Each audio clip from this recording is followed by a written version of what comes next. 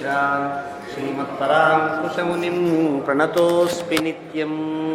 पितामहस्यापि पितामहाय प्राचेतसादेशफलप्रदाय श्रीभाष्यकारोत्तमदेशिकाय श्रीशैलपूर्णाय नमो नमस्तात्। आचार्यानस्मदीयानपि परमगुरून् सर्वमाचार्यवर्गं श्रीमद्रामानुजाख्यं मुनिमखिलजनोद्धारणायावतीर्णं पूर्णार्यं यामुनेयं मुनिवरमहतौ रामराजीवनेत्रौ वन्दे नाथं मुनीन्द्रं बकुलधरचमूनाथ लक्ष्मीमुकुन्दान्। अस्मद्गुरुभ्यो नमः। शुक्लाम्बरधरं विष्णुं शशिवर्णं चतुर्भुजं प्रसन्नवदनं ध्यायेत् सर्वविघ्नोपशान्तये। यस्य द्विरदवक्त्राद्याः पारिषद्याः परश्शतं विघ्नं निघ्नन्ति सततं विश्वक्सेनं तमाश्रये। ज्ञानानन्दमयं देवं निर्मलस्फटिकाकृतिम् आधारं सर्वविद्यानां हयग्रीवमुपास्महे। अभङ्गुरकलादानस्थूललक्षत्वमीयुषे तुङ्गाय महसे तस्मै तुरङ्गाय मुखे नमः।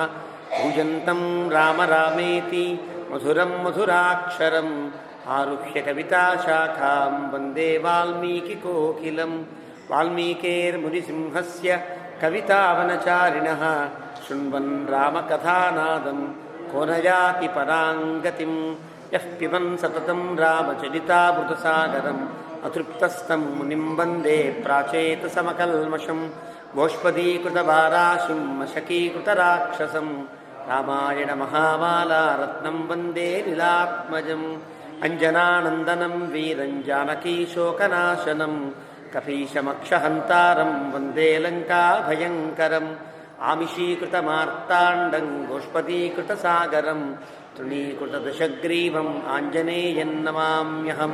मनोजवं मारुततुल्यवेगं जितेन्द्रियं बुद्धिमतां वरिष्ठं वातात्मजं वानरयूथमुख्यं श्रीरामदूतं शिरसा नमामि।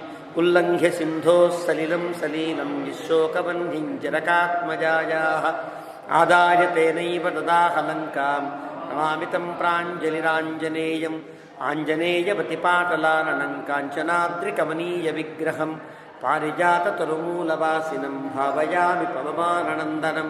यत्र यत्र रघुनाथकीर्तनं तत्र तत्र कृतमस्तकाञ्जलिं बाष्पवारि परिपूर्णलोचनं मारुतिं नमत राक्षसान्तकं।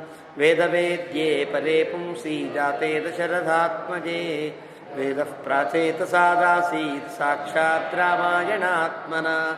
चरितं रघुनाथस्य शतकोटिप्रविस्तरम् एकैकमक्षरं प्रोक्तं महापातकनाशनं। शृण्वन् रामायणं भक्त्या यः पादं पदमेव वा स याति ब्रह्मणस्थानं ब्रह्मणा पूज्यते सदा। वाल्मीकिगिरिसम्भूता रामसागरगामिनी पुनाति भुवनं पुण्या रामायणमहानदी। श्लोकसारसमाकीर्णं सर्गकल्लोलसङ्कुलं काण्डग्राहमहामीनं वन्दे रामायणार्णवम्। यः कर्णाञ्जलिसम्पुटैः अहरः सम्यक् पिबत्यादरात् वाल्मीकेर्वदनारविन्दगलितं रामायणाख्यं मधु।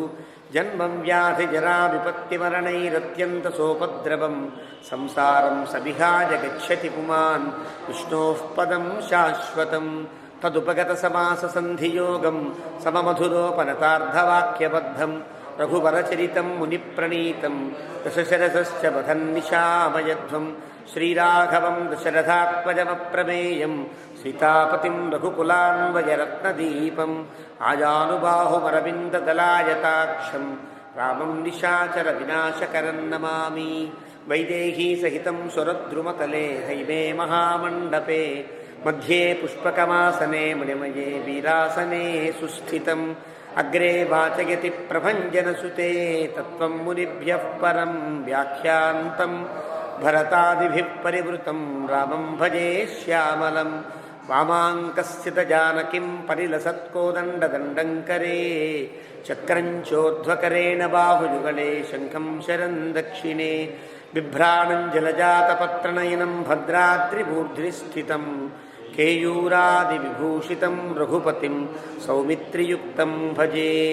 ఆపదాముపహర్తారం దాతారం సర్వసంపదాం లోకాభిరామం శ్రీరామం భూయో భూయో నమామ్యహం. తపస్వాధ్యాయనిరతం తపస్వీ వాగ్విదాంబరం నారదం పరిపప్రచ్ఛ వాల్మీకిర్మునిపుంగవం. ధర్మాత్మా సత్యసంధశ్చ రామో దాశరథిర్యది పౌరుషే చ ప్రతిద్వంద్వశరైనం జహి రావణిం.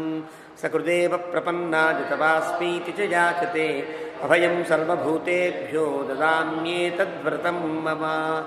ధ్యాయే భద్రాద్రివైకుంఠరామం సీతారమాన్వితం శంఖచక్రధనుర్బాణధరం సౌమిత్రిసేవితం. శ్రీరామాయ నమః.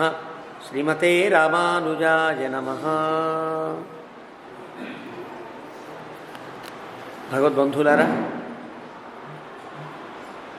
విడంబినామ సంవత్సరాన్ని పురస్కరించుకుని రామచంద్రమూర్తి అవతరించిన సంవత్సరమని ఈ సంవత్సరమంతా రామాయణ కథ శ్రవణంతో కథాగానంతో గడపాలనేటువంటి సంకల్పంతో ప్రారంభించినటువంటి రామాయణ ప్రవచన లహరి సుమారు 9 నెలలు గడిచాయి.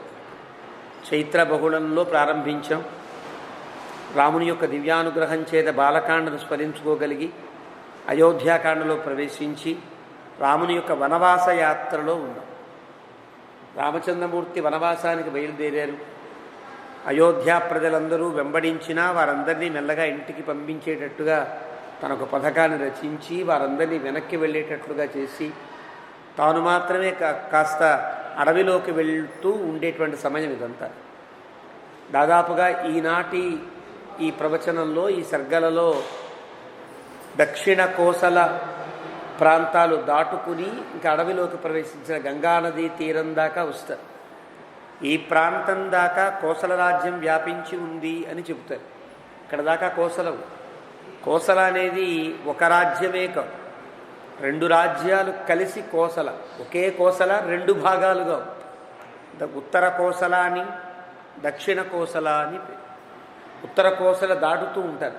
దాటి దక్షిణ కోసల్లోకి వచ్చేంత వరకు ఈరోజు ప్రవచనం సాగుతుంది. ఎప్పుడైతే తాను పరిపాలించే ప్రధానమైనటువంటి ఉత్తర కోసల చివరి దాకా సీమా భూమి దాకా వచ్చాడో రాముడు చేసిన గొప్ప అద్భుతమైనటువంటి ఆదర్శవంతమైన కార్యం వెనక్కు తిరిగి ఆ ప్రాంతానికి నమస్కరించాడు. దేశభక్తిని చాటేటట్లుగా ఈనాటి సర్గ ప్రారంభంలో చేస్తాడు. ఈరోజు కూడా మనమంతా దేశభక్తిని చాటుతూ 26వ గణతంత్ర మహోత్సవాన్ని చేసుకున్నాం కదా. రామచంద్రమూర్తికి ఈ భూమి మీద ఉండే అంటే ఈ రాజ్యం మీద దేశం మీద ఉండే భక్తి ఎంతదో ఈ ప్రారంభంలో తెలుస్తుంది. నిజానికి ఒక ప్రాంతంలో ఒక రాజ్యంలో ఒక దేశంలో కానీ ఆ దేశం మీద ప్రేమ కలిగేటట్లుగా గతంలో ఉండేది కాదు. ఏదో బతుకుతున్నామన్నట్లుగా ఉంది. కాబట్టి ఇతర దేశములన్నీ కూడా ఒక్కొక్క దండయాత్రతోనే సామ్రాజ్యవాదంలో కలిసిపోయాయి. కొన్ని వందల దండయాత్రలు జరిగిన లొగ్గని నెగ్గలేని ఒక భూమి మన భారత భూమి. కారణం ఇక్కడ దేశభక్తి ఎక్కువ. ఈ మాతృభూమి మీద భక్తిని పెంపొందించిన విధానములు ఎక్కువ. వేదం చూస్తే అథర్వవేదంలోనే 12వ కాండైన పృథివీ సూక్తం అంతా కూడా నాకు ఈ భూమి తల్లి లాంటిది, నేను కుమారుడి వంటి వాణ్ణి అనే అద్భుతమైనటువంటి విశాలమైన భావనలతో సాగుతుంది. కాబట్టి ఈ దేశ ప్రజలంతా కూడా ఈ భూమి మీద ఎంతో ప్రేమ కలిగి ఉంటారు, దేశభక్తి కలిగి ఉంటారు.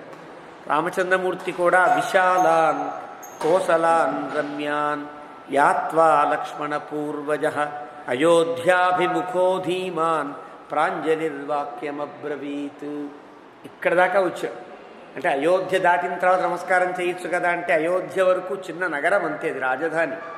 ఇక్కడ దాకా తన యొక్క ప్రధానమైనటువంటి రాజ్యపు సీమాభూమి ఇక్కడ దాకా రాగానే వెనక్కి తిరిగి అయోధ్య వైపుకి తిరిగి నమస్కారం చేశాడు రామచంద్రమూర్తి. ఆపృచ్ఛేత్వాం పురిశ్రేష్ఠే కాకుత్స్థ పరిపాలితే దైవతా నిచయాని త్వాం పాలయంతి ఆవసంతి చ. ఓ పురిశ్రేష్టమా అంటే ఓ అయోధ్యాపుర శ్రేష్టమా లేకపోతే కోసలపుర శ్రేష్టమా? కాకుత్స్థుల చేత, కకుత్స్థ వంశంలో ఉన్న నా పూర్వులందరి చేత పరిపాలించబడిన దానివి నీవు. నీలో ఎంతోమంది దేవతలు నిండి ఉన్నారు. నువ్వు దేవతామయమైనటువంటి భూమివి. నిన్ను నేను ఆపృచ్ఛే త్వాం పాలయంతి ఆవసంతి చ, నీ అనుజ్ఞను కోరుకుంటున్నాను. నిన్ను అడిగి ఇక నీ నుండి కొంచెం దూరం వెళ్ళడానికి నీ ఆజ్ఞ కావాలి. నాకు నీకు నమస్కరిస్తున్నా. ఇప్పటిదాకా ఎంతోమందిని పరిపాలింపజేసుకున్నావు, పరిపాలించేటట్లుగా నీవు వారికి అనుకూలించావు. ఎంతోమంది నివాసం ఉండడానికి నీవు అనుకూలించావు. అలాంటి ఓ భూమి నీకు నమస్కారము అంటూ నివృత్త వనవాసత్వాం అనృణో జగతీపతే పునర్దర్క్ష్యామి మాత్రాచ పిత్రాచ సహసంగత. వెళ్ళి తండ్రి గారు చెప్పినట్లుగా తండ్రి గారి యొక్క రుణం తీర్చుకునేటట్లుగా నేను అడవికి వెళుతున్నా. మళ్ళీ తిరిగి వస్తా. 14 ఏళ్ల తర్వాత మళ్ళీ నా తల్లి కౌసల్యతో తండ్రి దశరథునితో కలిసి నేను సేవించుకునే భాగ్యాన్ని ప్రసాదించు అంటూ రాముడు మాతృభూమికి నమస్కరించి బయలుదేరుతున్నాడు. తతః రుధిర తామ్రాక్ష భుజముద్యమ్య దక్షిణం అశ్రుపూర్ణముఖోదీన అబ్రవీజ్జానపదంజనం. అక్కడికి రాముడు వచ్చాడని తెలియంగానే ఆ ప్రాంతం వారంతా గుమ్మిగూడారు. అందరూ రాముడి దగ్గరికి వచ్చారు. కానీ వారందరితో పలకరించి వెళ్ళేంతగా రాముడు పెట్టుకోలే. రథంలో ఉన్నవాడు తన కుడి చేతిని పైకెత్తి అందరికీ అభివాదాన్ని చేస్తూ అందరినీ పలకరిస్తున్నట్లుగా చెయ్యి పైకెత్తి అందరినీ కూడా అశ్రుపూర్ణ ముఖ దీన, కళ్ళ నిండా నీళ్లు గుప్పే. తన మాతృభూమిని విడిచి వెళుతున్నందుకు, అడవిలోకి వెళుతున్నందుకు కాదు, తను ఇష్టపడి ఇప్పటిదాకా తను పరిపాలించిన పాలించిన పోషించిన ఈ భూమిని విడిచి వెళుతున్నందుకు బాధ కలిగింది అని అంటారు. దీన, దీనుడై ఇంతమంది నా వాళ్ళందరినీ విడిచిపెట్టి దూరానికి వెళుతున్నానే అని దీన భుజముద్యమ్య దక్షిణం అబ్రవీత్, ఇలా చెయ్యి పైకెత్తి వాళ్ళందరితో మాట్లాడుతున్నాడు. అనుక్రోశో దయాచైవ యథార్హం మయివ కృత చిరం దుఃఖస్య పాపీయో గమ్యతామర్ధసిద్ధయే. మీరంతా ఇప్పటిదాకా చూపించిన నా మీద దయ కానీ లేదా అనుక్రోశము కానీ, అంటే నా మీద ఉండేటువంటి ఒక జాలితనం కానీ కనికరం కానీ చూపించారే.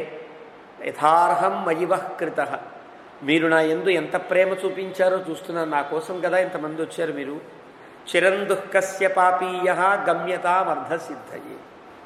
ఈ వ్యక్తి ఈ కర్మకి నియంత్రించబడి ఉన్నాడు. అంటే అడవికి వెళ్ళవలసినటువంటి అగత్యంలో నేనున్నా కాబట్టి వెళ్ళక తప్పదు. వెళుతున్నా కదా, మీరంతా నన్ను మంచి హృదయంతో అర్ధసిద్ధయే, మీరందరూ నీ యొక్క అనుగ్రహం ఉంటే నేను అర్ధసిద్ధిని పొంది వస్తా, లేదు మీరంతా అర్ధసిద్ధిని పొంది హాయిగా ఇక్కడ ఉండండి అని 2 రకాలుగా కూడా రామచంద్రమూర్తి వాళ్ళకి చెప్పి తే అభివాద్య, వాళ్ళందరికీ నమస్కారం చేసి తే అభివాద్య మహాత్మానం కృత్వా చాపి ప్రదక్షిణం విలపంతో నరాఘోరం వ్యతిష్టంత క్వచిత్ క్వచిత్.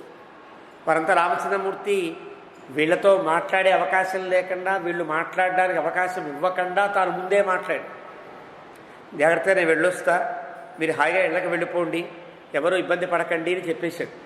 వీళ్ళు మాట్లాడేది ఏం లేదు. అంతా రాముడికి ప్రదక్షిణం చేశారు, నమస్కారం చేశారు. చేసి బాధపడుతూ ఎక్కడికక్కడ రథానికి దారినిస్తూ పక్కకి తొలగారు.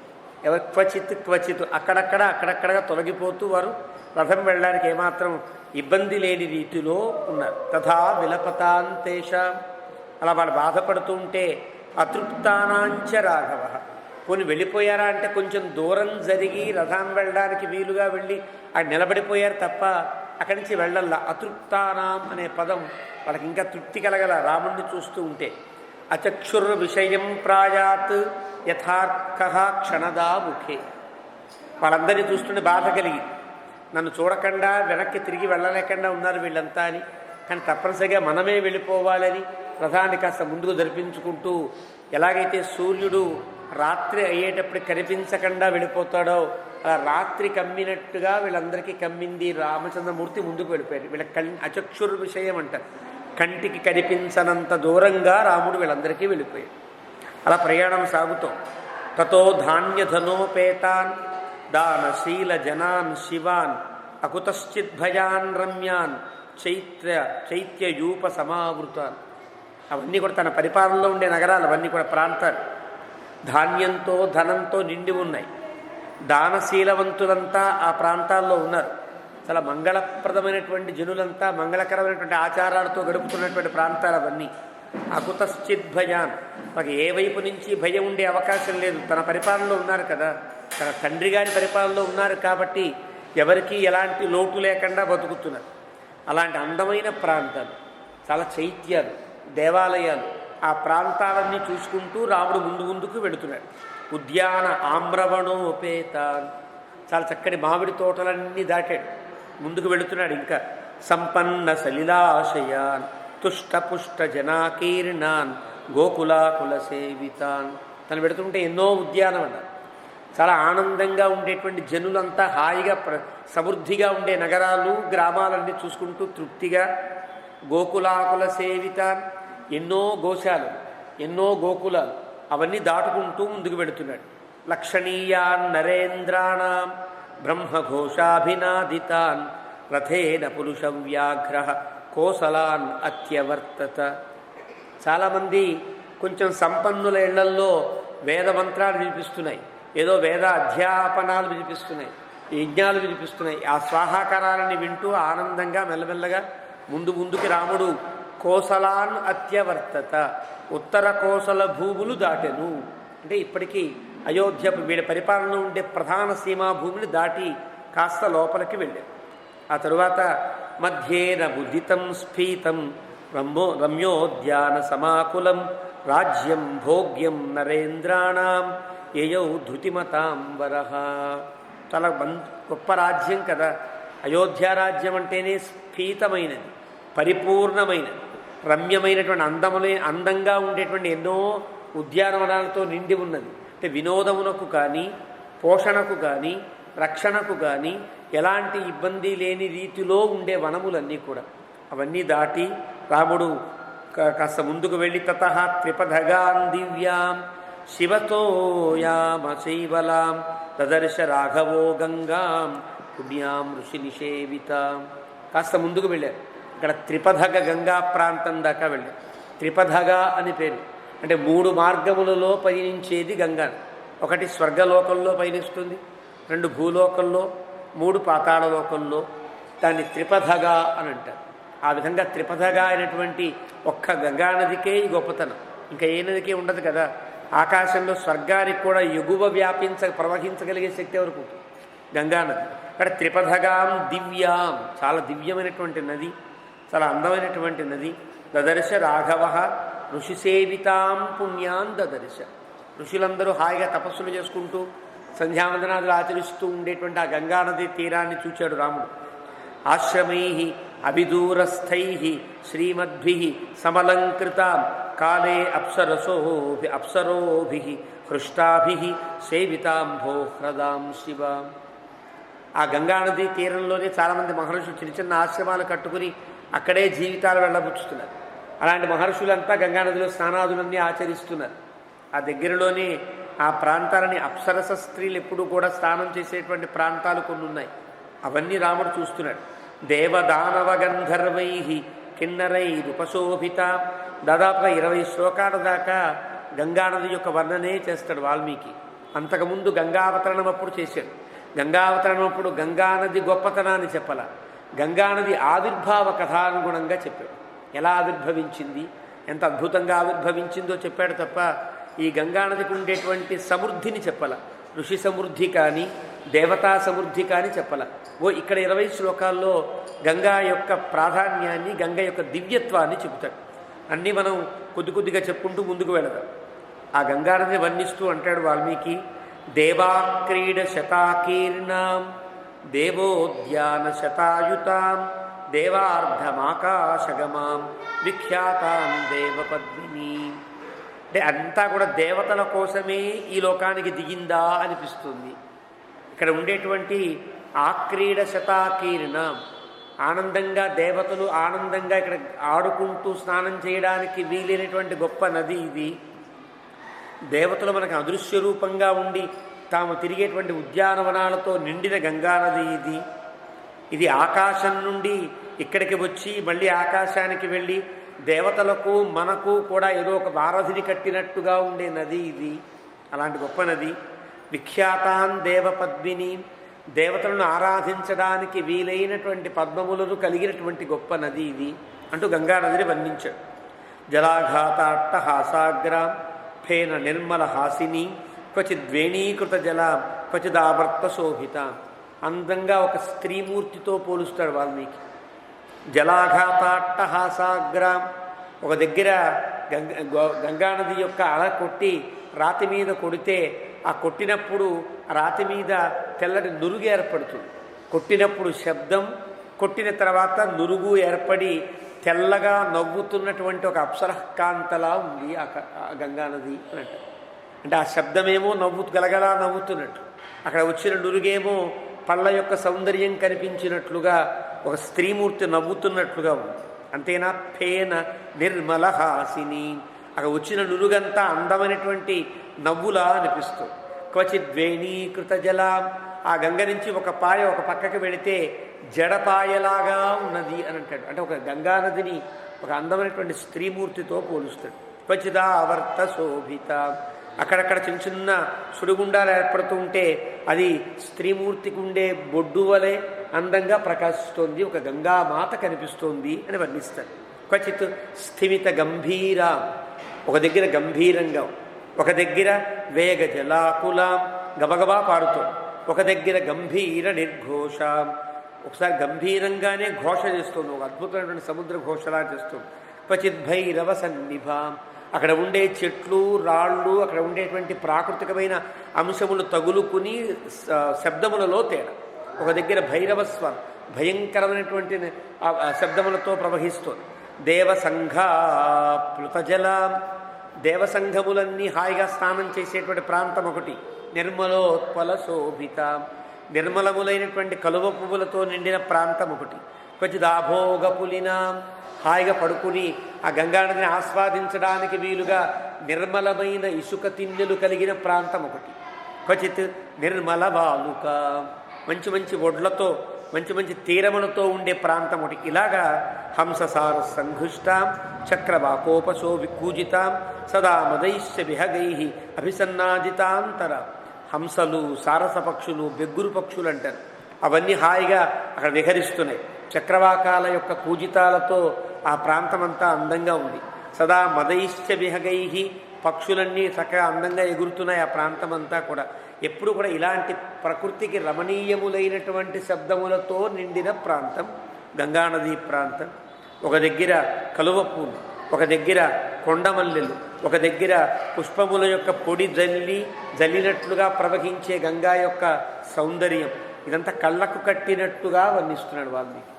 ఒక నదీ వర్ణన, ఒక పురవర్ణన, ఒక ఋతువర్ణన, వ్యక్తి వర్ణన చేయకపోతే కావ్యానికి కావ్యత్వం ఉండదు. ఇది లక్షణ గ్రంథములలో చెప్పేమాట. కానీ కావ్యాన్ని, ఒక నదిని ఎంత అందంగా వర్ణించవచ్చో అంత అందంగా వర్ణిస్తారు. ఇలాగ పుష్పములతో, ఫలములతో, పక్షులతో ఎంతో అద్భుతంగా ప్రవహిస్తోంది గంగానది అని అంటారు. ఇక్కడ ఉండే ఈ 2-3 శ్లోకములను బట్టి శ్రీభాష్యం విజయసారథి లాంటి మహానుభావులు మందాకిని అనే ఒక గ్రంథం రాశారు. మందాకిని అని గంగ యొక్క ప్రవాహాన్ని పట్టి ఒక కావ్యం రాశారు. ఎంత గొప్ప కావ్యం అంటే ఆ కావ్యము నిండా అన్ని క్రియాపదాలు.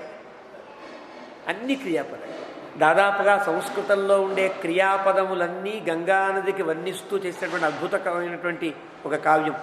ఆ కావ్యం రాయడానికి వారికి ఉండేటువంటి స్ఫూర్తి ఈ ఒక్క శ్లోకం. క్వచిత్ స్థిమిత గంభీర అంటే వాల్మీకి ఉండే గొప్పతనం. కవులకు భువనైక ఉపజీవ్య కవి అని అంటారు వాల్మీకిని, వ్యాసుడిని కూడా.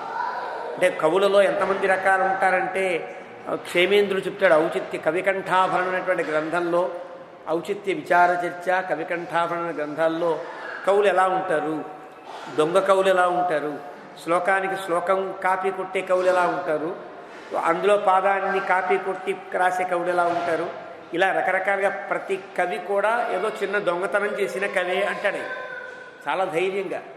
మరి ఆయన ఊరుకోడు, ఉపమానాలు కూడా చెప్తాడు. ఇక్కడ కాళిదాసు గారు రామాయణంలో ఉండే ఈ శ్లోకాన్ని కాపీ కొట్టి తన శ్లోకంలా చెప్పుకున్నాడు. ఇంత ధైర్యం. ఒక దగ్గర బాణభట్టు గారు ఇక్కడ ఉండేటువంటి గద్యను తీసుకుని ఆయన అలా చేశారు. అలా పూర్వకవులు తమ పూర్వకవుల యొక్క గ్రంథాలు తీసుకుని వాళ్ళు చేసినటువంటి పాదోపజీవి, పదకోపజీవి, శ్లోకోపజీవి, వాక్యోపజీవి అంటూ వీళ్ళంతా ఇలా ఏదో ఒక పూర్వకవుల యొక్క వాసనతో కవిత్వాలు రాసిన వాళ్ళే. కానీ వ్యాసుడైనా వాల్మీకైనా భువన ఏక ఉపజీవ్య కవులు. అంటే అర్థం, ప్రపంచంలో ఎవరైనా కవిత్వం చెప్పాలంటే వ్యాసున్నో వాల్మీకినో అనుసరించాలి తప్ప అంతకు మించిన గతి ఎవరికీ లేదు అంటాడు. అది భువనైకోపజీవ్య కవి అని అంటాడు. కాబట్టి అలాంటి వాడు కదా ఆది కవి కదా వాల్మీకి అంటే. అద్భుతమైనటువంటి వర్ణన చేసి చివరి ముగిస్తూ అంటాడు, విష్ణుపాదచ్యుతాం దివ్యాం అపాపాం పాపనాశినీం తాం శంకర జుటాజూటాత్ భ్రష్టాం సాగర తేజస. శ్రీ మహావిష్ణువు యొక్క శ్రీపాదంలో పుట్టింది గంగ. పుట్టేమైంది? అపాపం, దివ్యమైనది. ఆయన యొక్క శ్రీపాదంలో పుట్టింది కాబట్టి దివ్యము. దివ్యం అంటే అర్థం ఈ బ్రహ్మాండమునకు సంబంధించనది అర్థం. సాధారణంగా మనం దివ్యమనేస్తాం, ప్రతిదానికి దివ్యము, దివ్యంగా ఉందండి అంటాం. కానీ దివ్యమని దేనిన్నారు? ఒక దివి అని వైకుంఠమునకు పేరని వేదం చెబుతోంది కదా. త్రిపాదస్యామృతం దివి, అది వేదం చెప్పిన మాట. 4 భాగములుగా ఉండేటువంటి సృష్టిలో ఒక పాదం మాత్రమే అనేక కోటి బ్రహ్మాండాలతో నిండినటువంటి ఈ బ్రహ్మాండం. కానీ దీనికి మించి 3 పాదముల దివి ఒకటి ఉన్నది. అది భగవంతుడి యొక్క సన్నిధానము అని అంటారు. ఆ దివిలో పుట్టితే దాన్ని దివ్యము అన్నాడు తప్ప ఎక్కడ పుడితే అక్కడ దివ్యం కాదు. కాబట్టి ఇక్కడ వాల్మీకి చెప్తున్నాడు, విష్ణు పాదచ్యుతాం దివ్యాం. అక్కడ ఉండే పరమాత్మ యొక్క శ్రీపాదంలో పుట్టింది కాబట్టి ఇది దివ్యమైనటువంటి నది. అపాపాం, ఏ పాపము లేదు కదా. అంటే విరజానది యొక్క తుంపరలాగా ఏర్పడ్డ గంగానది కదా ఇది. వైకుంఠంలో ఉండే విరజానది కదా, భగవంతుడికి అన్ని ఉపచారాలకి ఉపకరించి. అలాంటి విరజానది యొక్క తేమ లాంటిది ఇది అంటారు. విరజానదితో స్నానం చేస్తే భగవంతుడు పాదాలు కడిగితే ఆ పాదముల యొక్క తేమ ఆ అంగుష్టం నుండి జాలువారితే అది గంగానది. అంటే విరజ అంటేనే రజస్సు లేనిది, పాపము లేనిది అర్థం. కాబట్టి గంగానది కూడా అపాపం, ఏ పాపము లేదు. పైగా తనకు పాపం లేకపోవడం కాదు, తనని స్మరించినా తనలో స్నానం చేసినా పాపనాశిని, పాపాలన్నీ పోగొట్టు. అలాంటి ఆ గంగ తాం శంకర జటాజూటాత్, పరమశివుని యొక్క శిరస్సు మీదకి చేరి ఆ పరమశివుని యొక్క శిరస్సు నుండి మళ్ళీ జాలువారి భ్రష్టాం సాగర తేజస. అంత అద్భుతమైనటువంటి నది ఇది. అంటే పరమాత్మ యొక్క శ్రీపాద సంబంధం, పరమ భాగవతోత్తముడైనటువంటి పరమశివుని యొక్క శిరస్సంబంధము కలిగినటువంటి గొప్ప నది ఇది. సముద్ర మహిషి, సముద్రానికి పట్టమహిషి లాంటి నది ఇది. గంగా సారస క్రౌంచనాదితాం ఆససాద మహాబాహు శృంగిబేరపురం ప్రతి. ఆ గంగానదీ అలాంటి గంగానదీ తీరంలో ఉండేటువంటి శృంగిబేరపురం దాకా రాముడు చేరాడు అని ఇక్కడ కోసలను దాటుట, గంగానదిని సమీపించుట చెప్పాడు వాల్మీకి. తామూర్మి కలిలావర్తాం అన్వవేక్ష్య మహారథ. చూడగానే ఇక్కడ కాసేపు ఉండకపోతే, ఇక్కడ రాత్రి గడపకపోతే ఎట్లా అనిపించినట్లుగా ఆ సాయంకాల సమయంలో ఆ కల్లోలాన్ని చూచి, గంగానది యొక్క అలల యొక్క కల్లోలాన్ని చూచి ఊర్మి కలిలావర్తాం అన్వవేక్ష్య, బాగా పరిశీలించి మహారథుడైనటువంటి రామచంద్రమూర్తి సుమంత్రమబ్రవీత్ సూతం ఇహ ఏవ అద్య వసామహే. సూత, ఈ రాత్రి ఇక్కడే ఉందాము, హాయిగా ఉన్నది ఈ ప్రాంతము అని రాముడు అన్నాడు. అవిదూరాత్ అయన్నద్యాహ, ఎక్కడ ఉండాలో తానే చెప్తున్నాడు. ఒక దగ్గర తాను ఈ మాట చెప్పకపోతే లక్ష్మణస్వామి గిడగిడలాడిపోతాడు పాపం. ఎక్కడ ఉండాలో, ఎక్కడ కుటీరం కట్టాలో, ఎక్కడ మనం ఉండాలో రాముడు చెబితే చేసేవాడు. ఒక దగ్గర లక్ష్మణస్వామి యొక్క స్వాతంత్ర్యాన్ని గుర్తించి నువ్వే కట్టు, నీకు ఎక్కడ బాగుంటే అక్కడే కట్టు అనేటప్పటికీ లక్ష్మణస్వామి గజగజ బడికిపోయి కాళ్ళ మీద పడి పరభృత పరవానస్మి కాకుత్స్థ, నువ్వు చెప్తే తప్ప నేను ఏ పని చేయను రామా, నా స్వతంత్ర బుద్ధిని ప్రదర్శించనంటాడు. ఇంత ముందు వస్తుంది మనకి అరణ్యకాండలో ఏర్పడుతుంది. అంటే రాముడే ఎక్కడ ఉండాలో తానే సూచన చేస్తూ ఉంటాడు. ఇక్కడ తానే సూచన చేశాడు. ఎక్కడ?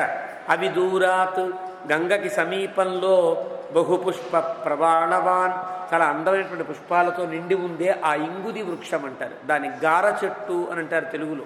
ఇంగుది వృక్షం అని పేరు. ఆ ఇంగుది వృక్షానికి బెరళ్ళు తీసి ఆ పొడితోనే కదా రాముడు దశరథునికి పిండ ప్రదానం చేస్తాడు. తర్వాత సర్గల్లో ఏర్పడుతుంది. ఆ ఇంగుది పిన్యాకం అని అంటారు. ఆ ఇంగుది వృక్షాన్ని చూచాడు. వసామహ అత్రైవ సారథే, ఆ చెట్టు కింద ఉందామా సారథి సూత అన్నాడు. వెంటనే అక్కడికి వచ్చారు. ద్రక్ష్యామహ సరితాం శ్రేష్టాం సమ్మాన్య సలిలాం శివాం దేవదానవ గంధర్వ మృగమానుష పక్షిణ. ఇలాగ అందంగా దేవతలకు, దానవులకు, గంధర్వాదులకు, పశుపక్ష్యాదులకు కూడా ఆనందాన్ని కలిగించే ఈ గంగానదీ తీరంలో మనం హాయిగా గంగా యొక్క అలలు చూస్తూ ఇక్కడే ఉందాం రాత్రి అన్నారు. అలాగే అనుకుని లక్ష్మణశ్చ సుమంత్రశ్చ బాఢం ఇత్యేవ రాఘవం. బాఢం అంటారు సంస్కృతంలో. అలాగే మీరు ఎలా చెబితే అలా వింటా అనే భావాన్ని బాఢం అని అంటారు. ఒక ఉపనయనం చేసే బటువు కూడా చెబుతూ ధర్మాన్ని చెబుతూ భిక్షాచర్యంచరా అంటాడు ఆచార్యుడు. బాఢం అనాలి. అంటే అలాగే మీరు ఎలా చెబితే అలాగే వింటా, అలాగే చేస్తా. ఇది అంగీకారం. అంటే పెద్దల దగ్గర అంగీకరించే పద్ధతి. అలాగే అనడం కాదు, బాఢం అని తనకు ఒక టెక్నికల్ వర్డ్ ఏర్పాటు చేశారు. చాలా గొప్పవాళ్ళ దగ్గర చాలా తక్కువ వాళ్ళు వారు చెప్పిన మాటని పాటించవలసిన తీరు వైదిక ప్రక్రియలో బాఢం అని అంటారు. యజ్ఞయాగాదుల్లో కూడా అక్కడ ఉండేటువంటి అధ్వరుడు ఏదైనా పని చెబితే ఆ తర్వాత ఉండే అక్షావాకాదులంతా బాఢం అనాలి తప్ప అలాగేనండి చెప్తాం చేస్తాం అనకూడదు. ఆ పదం వాడాలి, బాఢం అని పదం వాడాలి. ఇది ఒక నియమం. ఆ నియమం ప్రకారం ఆ నియమం తెలిసిన వాళ్ళలాగా వీళ్ళిద్దరూ కూడా బాఢం, రామచంద్రమూర్తి మీద ఉండే గౌరవం తెలియజేస్తుంది ఈ పదం. అలాగే అంటూ వాళ్ళు అక్కడ ఆగారు. ఉక్త్వా తమింగుదీ వృక్షం, ఆ ఇంగుదీ వృక్షం దాకా వచ్చి తద ఉపయయతు హయై, ఆ రథముతో గుర్రములతో ఆ ప్రాంతం దాకా వచ్చారు. రామ అభియాయతం రమ్యం వృక్షమిక్ష్వాకునందన రథాత్ అవాతరత్తస్మాత్ సభార్య సహ లక్ష్మణ. ఆ చెట్టు దాకా రాగానే గబగబా రాముడు దిగాడు. వెంట సీతమ్మ దిగింది, లక్ష్మణస్వామి దిగారు. సుమంత్రుడు కూడా మెల్లగా ఆ రథంకుండే గుర్రాలు విప్పి సుమంత్ర అవతీర్య అస్మాతు మోచయిత్వా హయోత్తమాన్, గుర్రములను విడదీసి చక్కగా వాటిని శుభ్రం చేసి కడిగి వాటికి కాస్త నీళ్లు పెట్టి దాణా పెట్టి వృక్షమూలగతం రామం ఉపతస్థే కృతాంజలి. అప్పటికే రాముడు ఆ చెట్టు కింద కూర్చున్నాడు. వచ్చి కృతాంజలి, అంజలిబద్ధులై వాళ్ళంతా నిలబడి ఉన్నారు. ఈ సమయంలో ఇలా రామచంద్రమూర్తి వస్తున్నాడన్న వార్త తెలిసిపోతుంది కదా. జానపదం నుంచి జానపదానికి వార్త పాకుతోంది. గుహుడు దాకా వెళ్ళింది. ఆ గుహుడు ఆ ప్రాంతంలో పరిపాలన చేస్తున్నటువంటి ఒక కిరాతక నిషాద రాజు ఆయన. అలాంటి తత్ర రాజా గుహో నామ రామస్య ఆత్మసమస్సఖ నిషాద జాత్యో బలవాన్ స్థపతిశ్చేతి విశ్రుత. ఇది వాల్మీకి చెబుతూ అంటాడు, రామస్య ఆత్మసమస్సఖ. అంటే వాల్మీకి తెలుసు గుహుడు ఎంత గొప్పవాడో, రామునికి ఎంత ప్రీతిపాత్రుడో తెలుసు. కాబట్టి ఆత్మసమహ సఖ అంటే రాముడితో సమానమైనటువంటి ప్రేమను పొందిన ఒక సఖుడు, ఒక చెలికాడు. ఎలా చెలికాడు అంటే మనకి వ్యాఖ్యాతలు చెప్తారు. రామచంద్రమూర్తి విద్యాభ్యాసం పూర్తయిన తరువాత మృగయారసికుడని పేరు కదా రాముడికి. వేటకు వెళ్ళేవాడు కదా. ఎప్పుడు వేటకు వెళ్ళినా రామునితో ఉండి అడవి అంతా తిప్పేవాడు గుహుడే, తన చిన్నతనం నుండి కూడా. ఇక్కడ 12 ఏళ్ళు కదా అయోధ్యలో వాళ్ళు ఉన్నారు. ఈ 12 ఏళ్లలో వేటకి ఎప్పుడు వెళ్ళినా గుహుడు రిసీవ్ చేసుకోవడం, గుహుడు తీసుకువెళ్ళడం, ఆ ప్రాంతాలన్నీ చూపించడం, ఎక్కడెక్కడ క్రూర మృగాలు ఉన్నాయో అక్కడ దాకా రాముని తీసుకువెళ్ళడం. ఇలాగ వీళ్ళిద్దరికి స్నేహం చాలా బలమైనటువంటి స్నేహం. ఎంత గొప్ప స్నేహమో మనకు కాస్త 5-6 శ్లోకాల తర్వాత రాముణ్ణి రామా అని సంబోధించేంత స్నేహం. రాముణ్ణి ఏమన్నా సంబోధించవచ్చా? ఎవరు? నిషాదరాజు. చాలా తక్కువ రాజ్యములలో చిన్న చిన్న సామంతరాజుల్లో చిన్న సామంతరాజు. ఒక దండాకి ఒక తండా అంటమే, ఒక తండాకి నాయకుడైనటువంటి వాడు రాముణ్ణి రామా అని పిలవగలిగాడంటే ఎంత స్నేహం ఉండాలో తెలుసు. కాబట్టే వాల్మీకి ఆత్మసమస్సఖ, చాలా గొప్ప మిత్రుడు రాముడికి అని చెప్తాడు. ఇలాగా నిషాద జాత్య, పుట్టినది నిషాద జాతి అయినప్పటికీ కూడా బలవాన్, చాలా గొప్ప బలవంతుడు. స్థపతిశ్చ, స్థపతి అనే పదమునకు యాయజూక యజతు అని కొన్ని అర్థములు చెప్పి, అంటే యజ్ఞము కూడా చేయడానికి వీలైన యోగ్యతను పొందినవారు అని చెప్తారు. స్థపతి అనే పదమునకు అర్థం చెప్తారు. అంటే అర్థం ఈ ఈ ఈ జాతిలో ఉన్నప్పటికీ కూడా ఆరాధనాది యోగ్యతలు కలిగినవాడు అని అర్థం. అంటే భగవంతుని ఆరాధించగలిగే గొప్ప అదృష్టాన్ని గొప్ప విద్యని పొందినవాడు. కాబట్టి అలాంటి వాడు స్థపతిశ్చేతి విశ్రుత, ఎలా దేవుడికి పూజ చేయాలో, ఎలా యజ్ఞం చేసుకోవాలో, అంటే ఏ ఏ వ్యక్తులకు వాళ్ళ అర్హతలను బట్టి ఎలాంటి వైదిక ప్రక్రియ అవలంబించవచ్చునో నేర్పగలిగేంత గొప్పవాడు. అది గుహుడు గొప్పతనం. కాబట్టి గుహుడితో రాముడికి ఉండే స్నేహము అంత గొప్పది. సామాన్యమైన వ్యక్తి కాడని తెలుస్తుంది. గుహో గహన గోచర అంటాడు వాల్మీకి. కాబట్టి సశ్రుత్వా అతడు విన్నాడు. పురుషవ్యాఘ్రం రామం విషయమాగతం, రాముడు గబగబా మన గంగా ప్రాంతం దాకా వచ్చేసాడని తెలిసి వృద్ధై పరివృత్తో అమాత్యై జ్ఞాతిభిశ్చ అభ్యుపాగత, రాముడు ఇంకా తన రాజ్యం దాకా వస్తున్నాడని, ఆ గంగానది తీరం దాకా వస్తే గంగానది తీరం దగ్గరే ఉంది కాబట్టి తమ ఆశ్రమ తమ తండాలో ఉండే పెద్ద పెద్ద వృద్ధులతో, అంటే మర్యాద, చాలా పెద్దవాళ్ళంతా రావాలి కదా, తనొక్కడు వెళ్ళి తన సైన్యంతో వెళ్ళి అదేం మర్యాద. ఆ ప్రాంతంలో ఉండే పెద్దలందరినీ కూడగట్టుకుని అప్పటికే అమాత్యై తన యొక్క మంత్రులతో, జ్ఞాతిభిశ్చ తన బంధువులతో, తన పౌరులతో అందరితో పాటు అభ్యుపాగత రాముణ్ణి స్వాగతించడం కోసం గుహుడు బయలుదేరి వస్తున్నాడు. తతః నిషాదాధిపతిం దృష్ట్వా దూరాత్ దూరాదుపస్థితం సహ సౌమిత్రిణా రామ సమాగచ్చద్గుహేన సహ. గబగబా వస్తుంటే లక్ష్మణస్వామికి తెలుసు కదా గుహుడు, రాముడు ఎప్పుడూ వేటకు వెళ్ళినా లక్ష్మణుడు వెంటే ఉంటాడు కదా, అది ప్రత్యేకంగా చెప్పక్కర్లా. కానీ రాముడికి గుహుడికి ఉండే స్నేహం లక్ష్మణస్వామికి తెలుసు. ఎప్పుడైతే గుహుడు వస్తున్నాడని గుర్తుపట్టాడో లక్ష్మణుడు గబగబా లేచాడు, గుహుణ్ణి తాను స్వాగతించి తీసుకొచ్చాడు. అంతా రాముడి దగ్గరికి చేరుకున్నాడు. తమార్త సంపరిష్వజ్య గుహో రాఘవ అబ్రవీత్. ఎంత తమాషా అంటే గుహుడు వస్తూనే ఆర్తుడై ఒక వార్త విన్నాడు కదా, రాముడు అడవికి వెళ్ళవలసినటువంటి అవసరం ఉన్నదన్న వార్త తెలిసిన దగ్గర నుంచి గుండెంతా కూడా బరువుతో నిండిపోయింది గుహుడికి. బాధపడుతున్నాడు. ఆయన బాధపడేవాడు రాముడిని చూడగానే ఒక్కసారి ఏం చేయ, సఖుడు కదా, పక్కన ఎవరున్నారో కూడా చూడకుండా గబగబా రాముణ్ణి కౌగులించుకున్నాడు. అంటే ఎంత స్నేహం ఉంటే సాగుతుంది. తమార్త సంపరిష్వజ్య అంటే అర్థం రాముడు కౌగిలించుకోలా, రాగానే తను రాముణ్ణి కౌగిలించుకున్నాడు. అంటే అంత స్నేహం వాళ్ళిద్దరి మధ్య ఉందన్నమాట. తమార్త సంపరిష్వజ్య గుహ రాఘవమబ్రవీత్.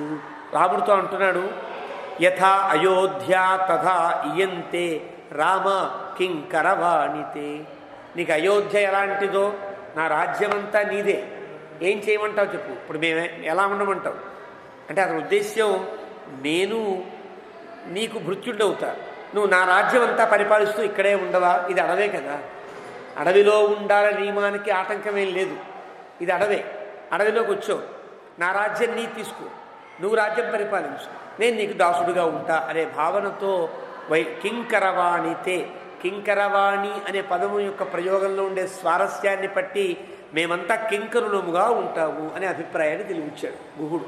ఆ విన్న తర్వాత ఈదృశం హి మహాబాహో కః ప్రాప్స్యతి అతిథిం ప్రియం తతో గుణవత్ అన్నాద్యం ఉపాదాయ పృథగ్విదం. నీలాంటి అతిథి ఎక్కడ దొరుకుతాడయ్యా, మా రాజ్యానికి గొప్ప అతిథిలా వచ్చావు కాబట్టి నిన్ను విడిచిపెట్టగలవా మేము, కాబట్టి గుణవత్ అన్నం ఆదాయ, చాలా గుణవంతముగా నీకు అన్నము సిద్ధపరచి వచ్చా.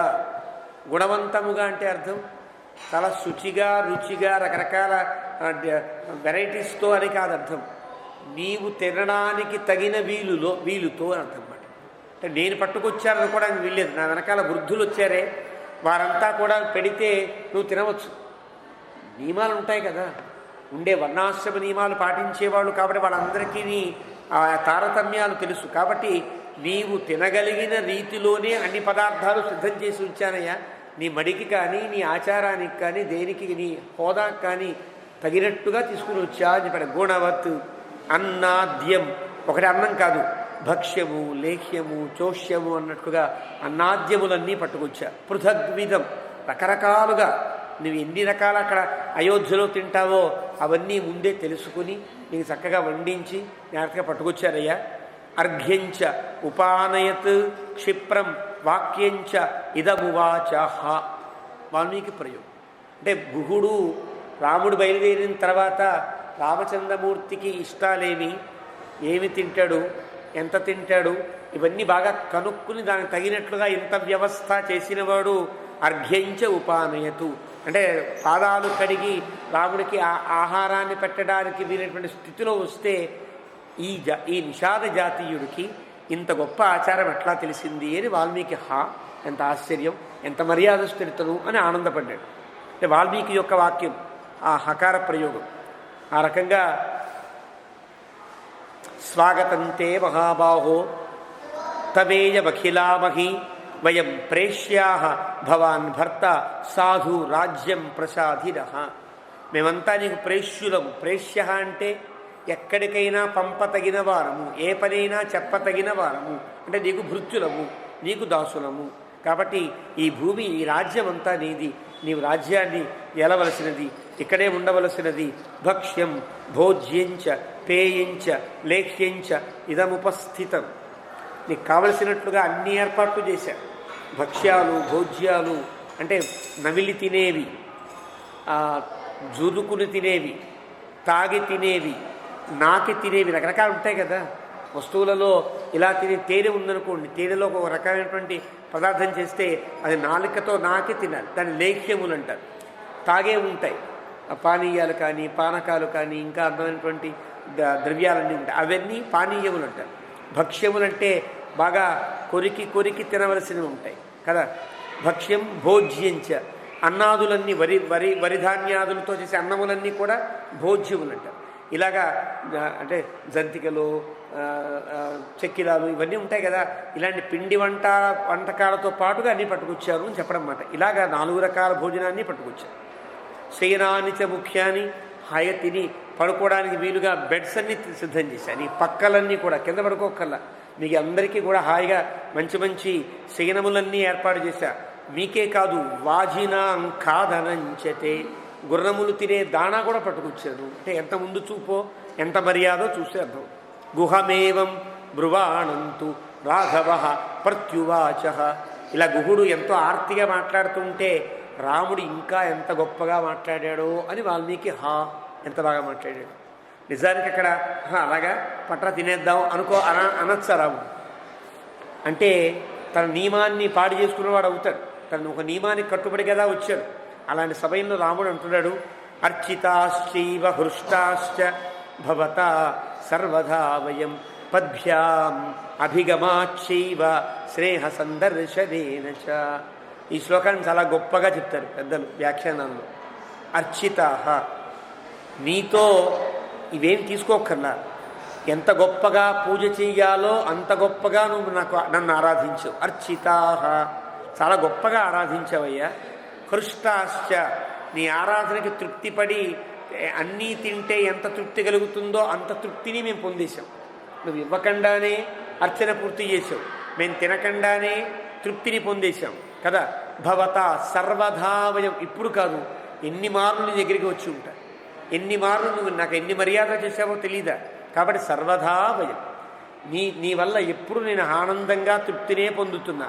అంతేకాదు అక్కడి నుంచి నీవు రాజువై ఉండి పద్భ్యాం అభిగమాచ్చైవ, అక్కడికి పల్లకి ఎక్కి రావచ్చు కదా, నీకంటూ ఒక రథం ఉంటుంది కదా. నేను చూస్తుంటే దూరం నుండి నువ్వు నడిచి రావడమే చూసావు, గబగబా పరిగెత్తుకుంటూ వచ్చావే, ఎందుకు వచ్చావు? రథం ఎక్కి రావచ్చు, నాకు దూరంగా దిగి నాకు నమస్కారం చేయొచ్చు, నీకుండే రాజ్యంలో నీకుండే మర్యాద నీకుంటుంది. కానీ నీ రాజ్యం నుండి నా కోసం పల్లకి కూడా ఎక్కకుండా పద్భ్యాం అభిగమాచ్చైవ, కాళ్లతో నడుచుకుంటూ వచ్చావు కదా. ఎందువల్ల వచ్చావు? స్నేహ సందర్శనేన చ. నేను ఇప్పుడు రాజ్యంలో లేను కాబట్టి, అడవికి వెళుతున్నాను కాబట్టి, నా వల్ల ప్రయోజనం లేదు కాబట్టి ఈ మిత్రుడు నాకు దేనికి, ఇంకా భరతునితో స్నేహం చేస్తాను అనుకుంటారు కదా సాధారణంగా సామంతరాజు. అలా కాకుండా రాముణ్ణి చూడాలి, నన్ను చూడాలనే స్నేహంతో కదా నువ్వు ఇంత దూరం వచ్చావు. నువ్వు రావడమే నాకు కడుపు నిండిపోయిందయ్యా అన్నాడు రాము. అని రాముడు అంటున్నాడు, భుజాభ్యాం సాధు పీనాభ్యాం పీడయన్ వాక్యం అబ్రవీతు. ఒక్కసారి మళ్ళీ తన దగ్గరికి లాక్కుని కౌగులించుకుని రాముడు అంటున్నాడు, దిష్ట్యాత్వాం గుహ పశ్యామి అరోగం సహబాంధవై. నా అదృష్టం కొద్దీ నేను చూడగలనో చూడలేనో అనుకున్నా. అంటే అర్థం రాముడు మంచి స్నేహితుడే, కానీ రాముడు వెళ్ళాలంటే గుహుడి యొక్క జనపదంలోకి వెళ్ళాలి. ఏ జనపదంలోకి నేను వెళ్ళదని కదా రాముడి యొక్క ప్రతిజ్ఞ. ఏ నగరంలోకి రానని కదా రాముడు ప్రతిజ్ఞ. నగరంలోకి వెళితే తప్ప గుహుడు కనిపించడు. అలాంటి గుహుడు తన కోసం వచ్చినప్పుడు దిష్ట్యా త్వాం గుహ పశ్యామి, నా అదృష్టం కొద్దీ నిన్ను చూడగలుగుతున్నాను, లేకపోతే నిన్ను చూడలేకపోయేవాడేమో. మళ్ళీ 14 ఏళ్ల వియోగం ఉంటుంది కదా, నాకు కనిపించావు నువ్వు. అరోగం సహబాంధవై, మీ వారంతా కూడా ఏ కష్టము లేకుండా ఉన్నారు కదా. అపితే కుశలం రాష్ట్రే, ఈ రాజ్యమంతా బాగా నడుస్తోంది కదా.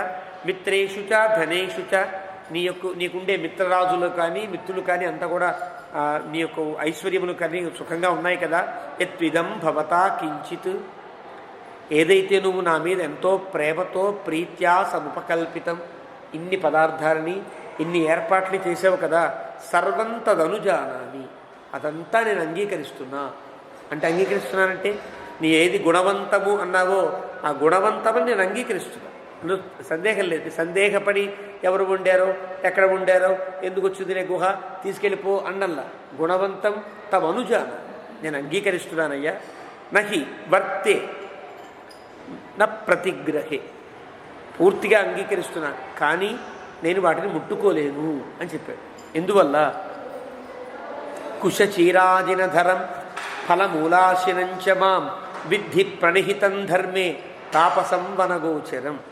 చెప్పలేదు కానీ ఇక్కడ గుహుడు అనేక రకాల వస్త్రాలను కూడా పట్టుకొచ్చాడు అని చెప్తాడు. ఎందువల్ల? రాముని యొక్క మాటల్లో కుశచీరాజినధరం, మేము ఈ బట్టలు కట్టుకోకూడదయ్యా, ఈ బట్టలతోనే ఉండాలి.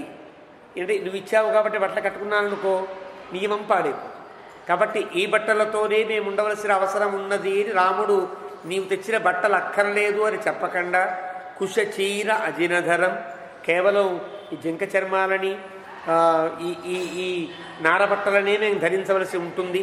ఫలమూలాశినంచమాం, కందమూలాలే తినవలసి ఉంటుంది. విద్ధి ప్రణిహితం ధర్మే, ఆ రకంగా ధర్మము యందు ప్రణిహితమై ఉన్నది నేను.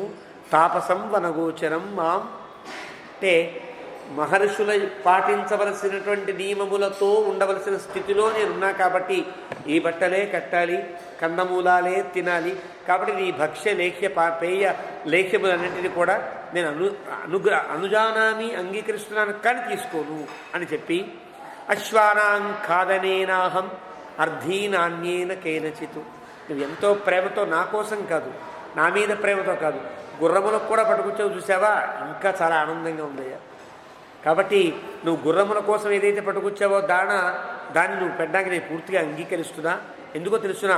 ఏతావతాత్ర భవత భవిష్యామి సుపూజిత, ఆ గుర్రములను కనుక నువ్వు ఆ దాణా పెట్టి పోషిస్తే నాకు పోషించినంతగా ఆనందపడతా.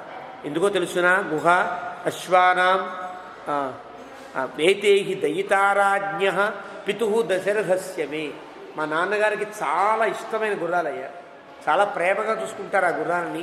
అలాంటి గుర్రాలకు గనక నీవు ఇలాంటి ఒక పోషణ చేస్తే మేమంతా ఆనందపడేటట్టుగా ఉంటుంది. కాబట్టి తప్పనిసరిగా గుర్రములకు ఉండేటువంటి దాన్ని నేను స్వీకరిస్తున్నాను అని.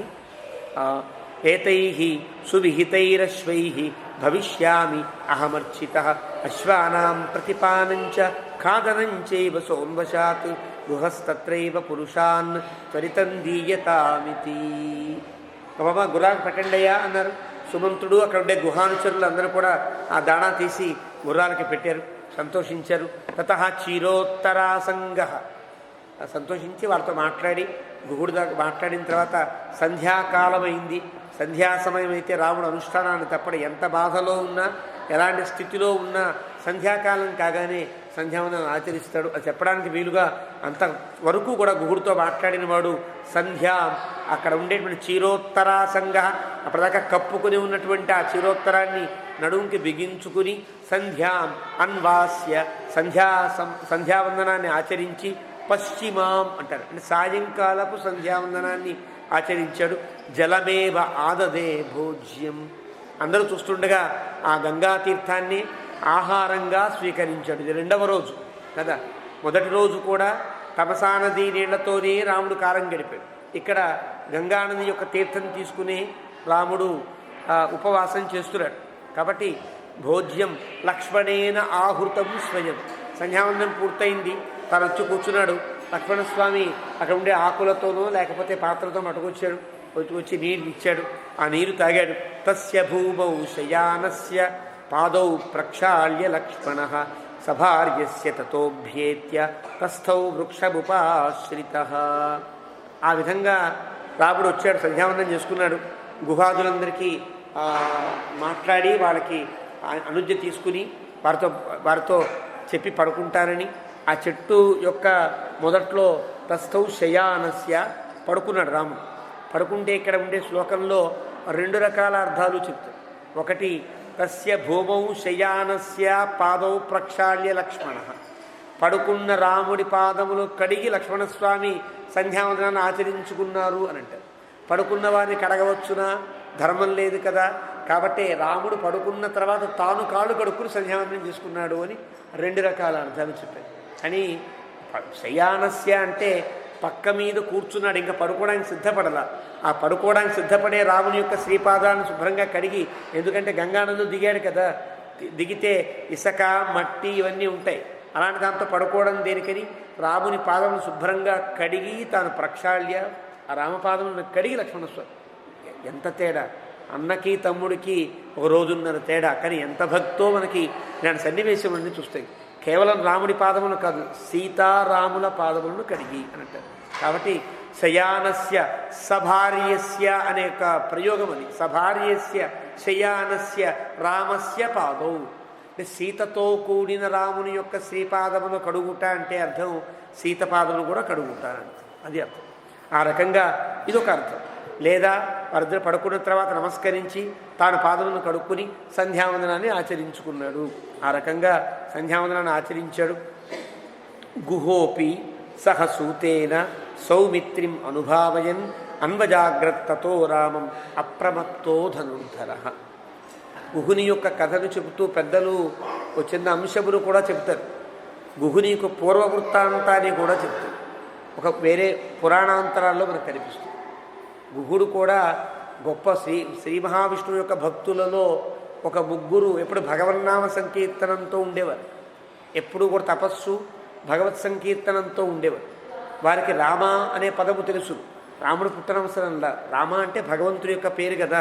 గతంలో చెప్పుకున్నాను. రమయా మోదతే చేతి రావస్సం పరిచక్షతే. వృద్ధహారీత స్మృతిలో చెబుతారు. రమయా లక్ష్మీదేవితో కూడుకుని ఉంటాడు కాబట్టి భగవంతుడికి రాముడని పేరు. కాబట్టి ఆ రాముణ్ణే కదా పరమశివుడు తెలుస్తుంటాడు. రామ అనే పదం భగవంతుడికి ఉండే పదం. ఆ పదమే రామచంద్రమూర్తికి పెట్టారు. వశిష్ఠ మహర్షి అని చెప్పవలసి ఉంటుంది. ఎందువల్ల రాముడు పుట్టాక పరమశివుడు రామభక్తుడు కాడు, అంతకు ముందు నుంచి భక్తుడు కదా. భగవంతుని యొక్క రామనామ జపం చేస్తూ ఉంటే రామ అనే జపం శ్రీ మహావిష్ణువు యొక్క శ్రీమన్నారాయణ మూలతత్వం యొక్క నామం అని అంటారు. వృద్ధహారిత స్మృతిలో ఉంది రామ అనే పదం అది. కాబట్టి ఆ రకంగా రామ అనేటువంటి పదముతో వాడు ఉండేవారు. ఆ 3 అన్నదమ్ములు ఒక కథ చెప్తారు. పురాణాంతరంలో ఉండే కథ. ఒకనాడు ఈ 3 అన్నదమ్ములలో చిన్నవాడు 3వ వాడు, అంతా 3 అన్నదమ్ములు. చిన్నవాడు తప్పు చేసి ప్రాయశ్చిత్తం కావాలి, సరిగ్గా సకాలంగా సంధ్యావందనం చేయలేకపోయాను, ప్రాయశ్చిత్తం ఏంటన్నయ్యా అని అడిగాడు 2వ అన్నయ్య ఇతను. అడిగితే ఆయన అన్నాడు, శ్రీరామ రామ రామ అనుకో అని చెప్పాడు. అనుకోగానే శ్రీరామ రామ రామ అనుకున్నాడు. ప్రాయశ్చిత్తం అయిపోయింది అనుకున్నాడు. ఇది విన్నాడు పెద్దన్నయ్య. ఏం చెప్పావురా? అతను తప్పు చేశాడు, ఆ ప్రాయశ్చిత్తం కోసం రామ రామ రామ అని 3 మార్లు అనుకోమని చెప్పాను అంటే, ఓ అప్రాచ్యుడా, ఒక్కసారి రామ అంటేనే అన్ని పాపములు తొలగిపోతాయి. ఈ చిన్న తప్పుకి 3 మార్లు రామనామాన్ని వాడుకోవడం అంటే ఎంత తప్పురా? కాబట్టి నువ్వు ప్రాయశ్చిత్తం చేసుకో ఈ కథ అని ఊరుకోలాయన. ఇంత రామనామానికి ఇంత తక్కువ భావం నీలో కలిగింది కాబట్టి రామభక్తుడవై తక్కువ జాతిలో పుట్టుగాక అని శపించాడు తమ్ముడిని. అతడే గుహుడుగా పుట్టాడు అని ఒక కథని, పురాణాంతర కథని మనకు చెప్తారు ఈ సందర్భంలో. అందువల్లే వాల్మీకి గుహో గహన గోచర అనే పదంలో గహనుడు అని ఆయన పేరు. ఆ జన్మలో ఉండేటువంటి ఈ గుహుని యొక్క పేరు గహనుడు. ఒక్కొక్కరికి ఒక పేర్లు ఉంటాయి. గహనుడు గంభీరమైనటువంటి వ్యక్తి అని అర్థం. ఆ రకంగా ఆ గుహుడే మళ్ళీ పుట్టాడు కాబట్టి రామభక్తి సంపన్నుడయ్యాడు అని కథ చెప్పేటువంటి పద్ధతి కూడా ఉన్నది. గుహోపి అలాంటి గుహుడు కదా. రామునికి ఎలాంటి అపకారం చేస్తాడు? రాముని కోసమే పుట్టినటువంటి అవతారం. ఒకవేళ పూర్వజన్మను కనుక అంగీకరిస్తే, వాల్మీకి మన కథలో లేకపోయినప్పటికీ కూడా వాల్మీకి విరుద్ధం కాని రీతిలో అంగీకరించిన రాముడికి అపకారం చేసే వ్యక్తి ఏం కాడు, గుహుడు కదా. అలాంటి గుహుడు సహసూతేన, సూతుడు ఇవాళ కనుక మళ్ళీ వెనక్కి వెళ్ళిపోతే అయోధ్యలో హాయిగా రెస్ట్ తీసుకోవచ్చు. ఇక నుంచి ఏమాత్రం విశ్రాంతి లేనివాడు రాముడు లక్ష్మణుడే కదా. కాబట్టి వీళ్ళిద్దరూ అన్నారట, లక్ష్మణుణ్ణి అనుభాషయన్ అన్వజాగ్రత్తతో రామం అప్రమత్తో ధనుర్ధర. నువ్వు కూడా హాయిగా పడుకోవయ్యా, మేము అప్రమత్తంగా ఉంటాము అని మాట్లాడాలి లక్ష్మణస్వామితో. అలాంటి స్థితిలో తథా శయానస్య తతోస్య ధీవతో యశస్వినః దాశరథేర్మహాత్మనః అదృష్ట దుఃఖస్య సుఖోచితస్య సా తదా వ్యతీతాయ చిరేణ శర్వరీ. రాముడు హాయిగా ఆ చెట్టు మూల పడుకున్నాడు. చాలా గొప్ప వ్యక్తి, యశస్విన, ఎంత కీర్తివంతుడో కదా రాముడు. ఎంత కీర్తివంతుడో అంటే అక్కడ వెళ్ళిన తర్వాత మంచి డల్ల పరుపు వేసి గుహుడు పడుకోవయ్యా అంటే పడుకుంటే ఎవరు కాలేదు, ఎవరికి తెలుస్తుంది? ఏ నియమానికి ఆటంకం కలుగుతుంది? అయినా కూడా పడుకోకుండా ఆ కిందే ఆకుల మీదే పడుకున్నాడంటే ఎంత గొప్ప కీర్తివంతుడు కాగలుగుతాడు. కాబట్టి యశస్విన దాశరథే మహాత్మన, గొప్ప ఆత్మశక్తి కలిగిన వాడైన. కాబట్టి అదృష్ట దుఃఖస్య, ఇప్పటిదాకా దుఃఖం అనేది తెలియనటువంటి వాడు, సుఖోచితస్య, ఇప్పటిదాకా సుఖములకే అలవాటు పడ్డవాడు ఇలా పడుకున్నాడే అంటూ చిరేణ శర్వరీ వ్యతీతాయ. గుహుడు చూస్తూ ఏంటి కర్మ, ఎంత హాయిగా పడుకునేటువంటి వాడు, ఎంత అందగాడు, సుకుమారుడు, ఇలా కింద పడుకున్నాడే అంటూ రాముని గురించే తలుచుకుంటూ ఆ రాత్రి బరువుగా చాలాసేపు గడిచింది. రాత్రి 6 గంటలే ఉంటుంది దాదాపుగా, కానీ వీళ్ళకి 26 గంటలో పట్టింది. అంతసేపు అయినట్టుగా త్రుటి యుగాయతే. గోపికా గీతాల్లో కృష్ణ పరమాత్మ తమలో ఉండేటువంటి గోపికల మధ్యలో ఉండేవాడు మాయమైపోతే త్రుటి యుగాయతే, క్షణకాలం కాస్త యుగమంత కష్టం అనిపించింది అంటారు భాగవతంలో. కాబట్టి ఆ రకంగా చిరేణ శర్వని, ఆ రాత్రి చాలా ఆలస్యంగా గడిచినట్టుగా ఇక్కడ అని 50వ సర్గని ముగించాడు వాల్మీకి. 51వ సర్గ ఏకపంచాశ సర్గ తం జాగ్రతం అదంభేన భ్రాతురర్ధాయ లక్ష్మణం గృహస్సంతాపసంతప్తో రాఘవం వాక్యమబ్రవీత్.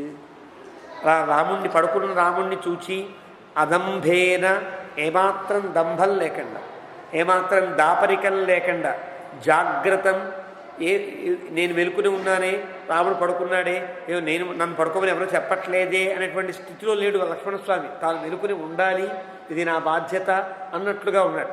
అలాంటి లక్ష్మణం భ్రాతు అర్ధాయ, రాముని యొక్క రక్షణ కోసం లక్ష్మణస్వామి ఉన్నాడు అక్కడ. అది అర్థం, భ్రాతు అర్ధాయ. ఎందుకు రక్షణ? రాముణ్ణి కాచుకోవడానికి అంత గొప్ప సైన్యం ఉంది, గుహుడు అక్కడే ఉన్నాడు, సూతుడు ఉన్నాడు, తాను పడుకోవచ్చు కదా అంటే ఏమో ఎవరి వల్ల రాముడికి ఏ అపాయమో తెలియదు కదా. కాబట్టి రాముడిలా పడుకుని ఉంటే రక్షణగా ఉండవలసిన వాడిని నేనే అనుకున్నట్టుగా నిలబడి ఉన్నాడు. గుహస్సంతాప సంతప్త. అది చూస్తే గుహుడికి ఇంకా బాధ కలిగింది. రాముడెంతో లక్ష్మణుడు అంతే, కానీ రాముడు ఈ మాత్రం సుఖాన్ని అనుభవిస్తున్నాడు, లక్ష్మణస్వామి అది కూడా అనుభవించట్లేదు కదా అని రాఘవం వాక్యమబ్రవీత్. లక్ష్మణస్వామితో ఇలా అంటున్నాడు గుహుడు, ఇయం తాత సుఖాశయ్య త్వదర్థముపకల్పిత ప్రత్యాశ్వసి సాధ్వస్యాం రాజపుత్ర యథాసుఖం. రాముడికైతే నియమం ఉన్నది, పక్కల మీద పడుకోకూడదు, ఓళ్లల్లోకి వెళ్ళకూడదు. లక్ష్మణస్వామికి నియమం లేదు కదా. అందుకనే కదా కిష్కింధ లోపలికి వెళతాడు లక్ష్మణస్వామి. కిష్కింధలోకి వెళ్ళి సుగ్రీవుణ్ణి జాగ్రత్త అని బెదిరిస్తాడు కిష్కింధకాండ చివరిలో. అంటే ఓళ్లల్లోకి వెళ్ళగలిగే అవకాశం లక్ష్మణస్వామికి ఉన్నట్టే కదా. కాబట్టి నువ్వు కింద పడుకోక్కర్లేదు కదా, నీకోసం మంచి పక్క సిద్ధం చేశానయ్యా, హాయిగా నువ్వు కాసేపు విశ్రాంతి తీసుకో, నీ సుఖానికి తగినట్లుగా త్వదర్థం ఉపకల్పిత. రాముడి కోసం వేసిన పక్క నీ కోసం కాదు, నీ కోసం ప్రత్యేకంగా పక్క వేసే కదా. రాముడు ఎలాగో పడుకోకూడదు, రాముడికి ఉండే నియమం రాముడికి ఉన్నది. రాముడు పడుకోకపోతే సీతమ్మ పడుకోదు. కానీ నీకేమొచ్చింది, నీకు నియమం లేదు కదా, హాయిగా పడుకో అని చూపించాడు. ఈయం తాత, నాయనా లక్ష్మణ, చాలా ప్రేమగా పిలిచి పడుకోమన్నాడు. ఉచితోయం జనసర్వ క్లేశానాంతం సుఖోచిత గుప్త్యర్థం జాగరిష్యామ కాకుత్స్థస్య భయన్నిష. రక్షణ కోసం అంటావా? మేమంతా లేమాయి, హాయిగా నువ్వు పడుకో, మేమంతా రక్షిస్తాం అంటూ లక్ష్మణస్వామిని పడుకోమని చెప్తాడు. లక్ష్మణుడు పడుకోడు. ఎందుకు పడుకోవడో మన పెద్దవాడు ఇక్కడ వ్యాఖ్యానం చేస్తారు. ఇక్కడ ఉండేటువంటి పదములను పట్టే ఏదో ఊహాపోహలు కాదని చాలా గొప్ప వ్యాఖ్యానం చేస్తారు. ఈ సన్నివేశాన్ని పట్టి శ్రీవైష్ణవ సంప్రదాయస్తులు గుహుడికి లక్ష్మణస్వామికి ఒక పేరు పెట్టుకుంటారు.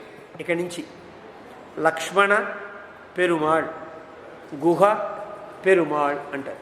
అర్థం పెరుమాళ్ అనే పదముకి రక్షకుడు అని అర్థం. గుహుడు గొప్ప రక్షకుడు, లక్ష్మణస్వామి గొప్ప రక్షకుడు అనే పేరు ఈ సన్నివేశం వల్ల ఏర్పడింది. ఏమిటా సన్నివేశం? రాముడు పడుకున్నాడు, లక్ష్మణస్వామి వెలుకుని ఉన్నాడు. లక్ష్మణస్వామిని పడుకోమంటున్నాడు గుహుడు, కానీ పడుకోడు లక్ష్మణుడు. ఎందువల్ల? లక్ష్మణుడికి భయం మనస్సులో. రాముడు పడుకున్నాడు, నేను గనక పడుకుంటే ఈ గుహుడు సామంతరాజు కదా, మాకు ప్రాంతంలో ఉండే రాజు కదా, ఈ గుహుడు ఏదన్నా మాయోపాయం పన్ని లేక భరతాదుల ద్వారా ఏదో సంకేతాలు పుచ్చుకుని రాజ్యం వాడదు కదా, రాముణ్ణి మట్టు పెట్టడానికి ఏదన్నా ఒక మాయ పన్నుతాడేమో, రాముడు లేకుండా చేస్తాడు. అసలే నిషాదులు వీళ్ళకి మనస్సులు ఉంటాయనే అంగీకారం ఏం కాదు. ఎంత స్నేహితుడైనా తగని జాతికి సంబంధించినవాడు కాబట్టి అమ్మో వదిలిపెట్టకూడదు లక్ష్మణస్వామి. కానీ గుహుడికి ఉండే అభిప్రాయం, గుహుడు పడుకోవచ్చు కదా, గుహుడు పడుకోడు. కారణం, ఒక తమ్ముడి ద్వారా రాజ్యం పోయింది రాముడికి, ఈయన వెంబడిస్తున్నాడు. అంటే రాజ్యం నుంచి వెళ్ళగొట్టాడు ఒక తమ్ముడు. ఈ తమ్ముడు ఇంకా ఎందుకు వెంటబడాలి? రాముడు పెడతాడు కదా, ఈయన వెనకాడుస్తున్నాడంటే అర్థం ఎక్కడో అక్కడ అదును చూసుకుని రాముణ్ణి లేకుండా ఈ లక్ష్మణస్వామి చేస్తే అలాగ రాముడిని కాపాడుకోవద్దా అని గుహుడి యొక్క అభిప్రాయం. అంటే రాముణ్ణి కాపాడుకోవడం కోసం లక్ష్మణుడు, ఆ రాముణ్ణే కాపాడుకోసం గుహుడు ఒకరి మీద ఒకరు అనుమానాన్ని పెంచుకుంటున్నారు. నేను పడుకుంటే లక్ష్మణస్వామి అపకారం చేయవచ్చుగాక, ఈయన పడుకుంటే గుహుడు అపకారం చేయవచ్చుగాక. ఏం పర్వాలేదుగా, నేను ఉంటా కదా, నువ్వు పడుకో అంటాడు. కాదే, నేను పడుకుంటా, నువ్వు పడుకో, నేను ఉంటా కదా. ఇద్దరిలా మాట్లాడుకుంటున్నారు. ఇద్దరు మాట్లాడుకుంటూ ఉంటే గుహుని యొక్క అనుచరులంతా ఉన్నారు.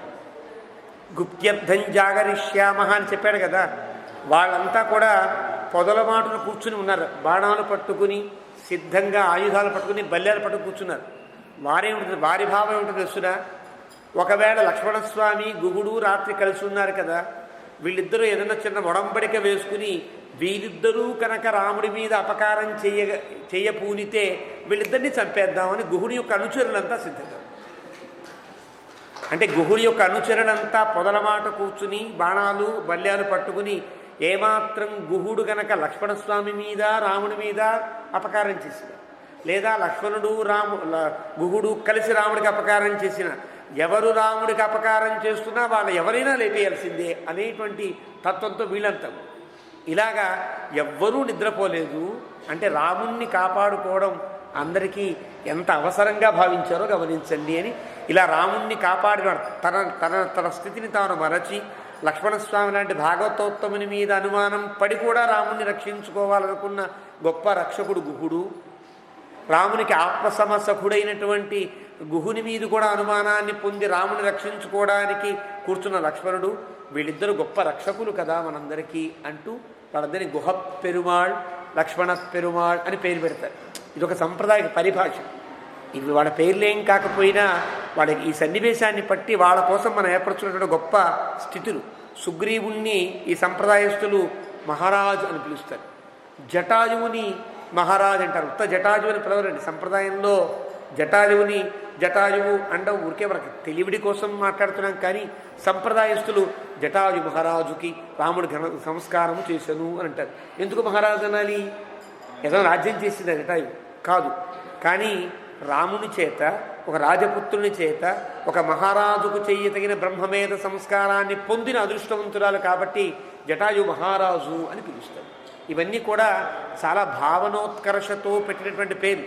ఇక్కడ లక్ష్మణస్వామి గొప్ప రక్షకుడు, గుహుడు గొప్ప రక్షకుడుగా ఈ సన్నివేశం తెలియజేస్తుంది. అలాగా మేమంతా ఉంటామయ్యా, నువ్వు పడుకో అన్నాడే.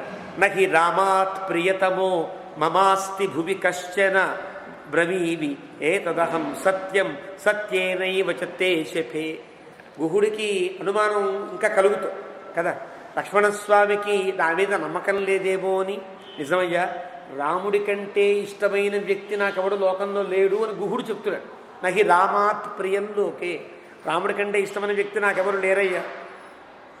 బ్రవీమి, రాముడు నాకు చాలా ఇష్టమని చెప్తున్నా కదా. సత్యం బ్రవీమి, నిజమే చెప్తున్నా. సత్యేన శపే, సత్యం మీద ఒట్టేస్తున్నా. అంతేకాదు తే శపే, నీ మీద కూడా ఒట్టేస్తున్నా. సత్యం మీద ఒట్టు, నీ మీద ఒట్టు. రాముడంటే నాకు చాలా ఇష్టం, రాముడికి అపకారం చెయ్యం, రాముడు మాకు చాలా ఇష్టం, నువ్వు పడుకో అంటాడు గుహుడు. అంటే వాళ్ళలో ఉండే అభిప్రాయాన్ని తెలియజేస్తున్నారు. అస్య ప్రసాదాతు ఆశంసే లోకేస్మిన్ సుమహద్యశ ధర్మావాప్తించ విపులాం అర్థావాప్తించ కేవలాం. ఒకటి మాట, అస్య ఈ రాముని యొక్క ప్రసాదాత్ అనుగ్రహము వలన నేను చాలా పొందాలి. ఇప్పుడు రాముని లేకుండా చేస్తానా? రాముడి వల్ల చాలా గొప్ప లాభాన్ని పొందవలసిన నేను రాముని రక్షించుకుంటానా, రాముడు లేకుండా చేసుకుంటానా అని చెప్పడం కోసం అస్య ప్రసాదాత్ ఆశంసే, ఈ రాముని వల్ల గొప్ప కీర్తిని పొందుతా. గుహుని యొక్క మాట.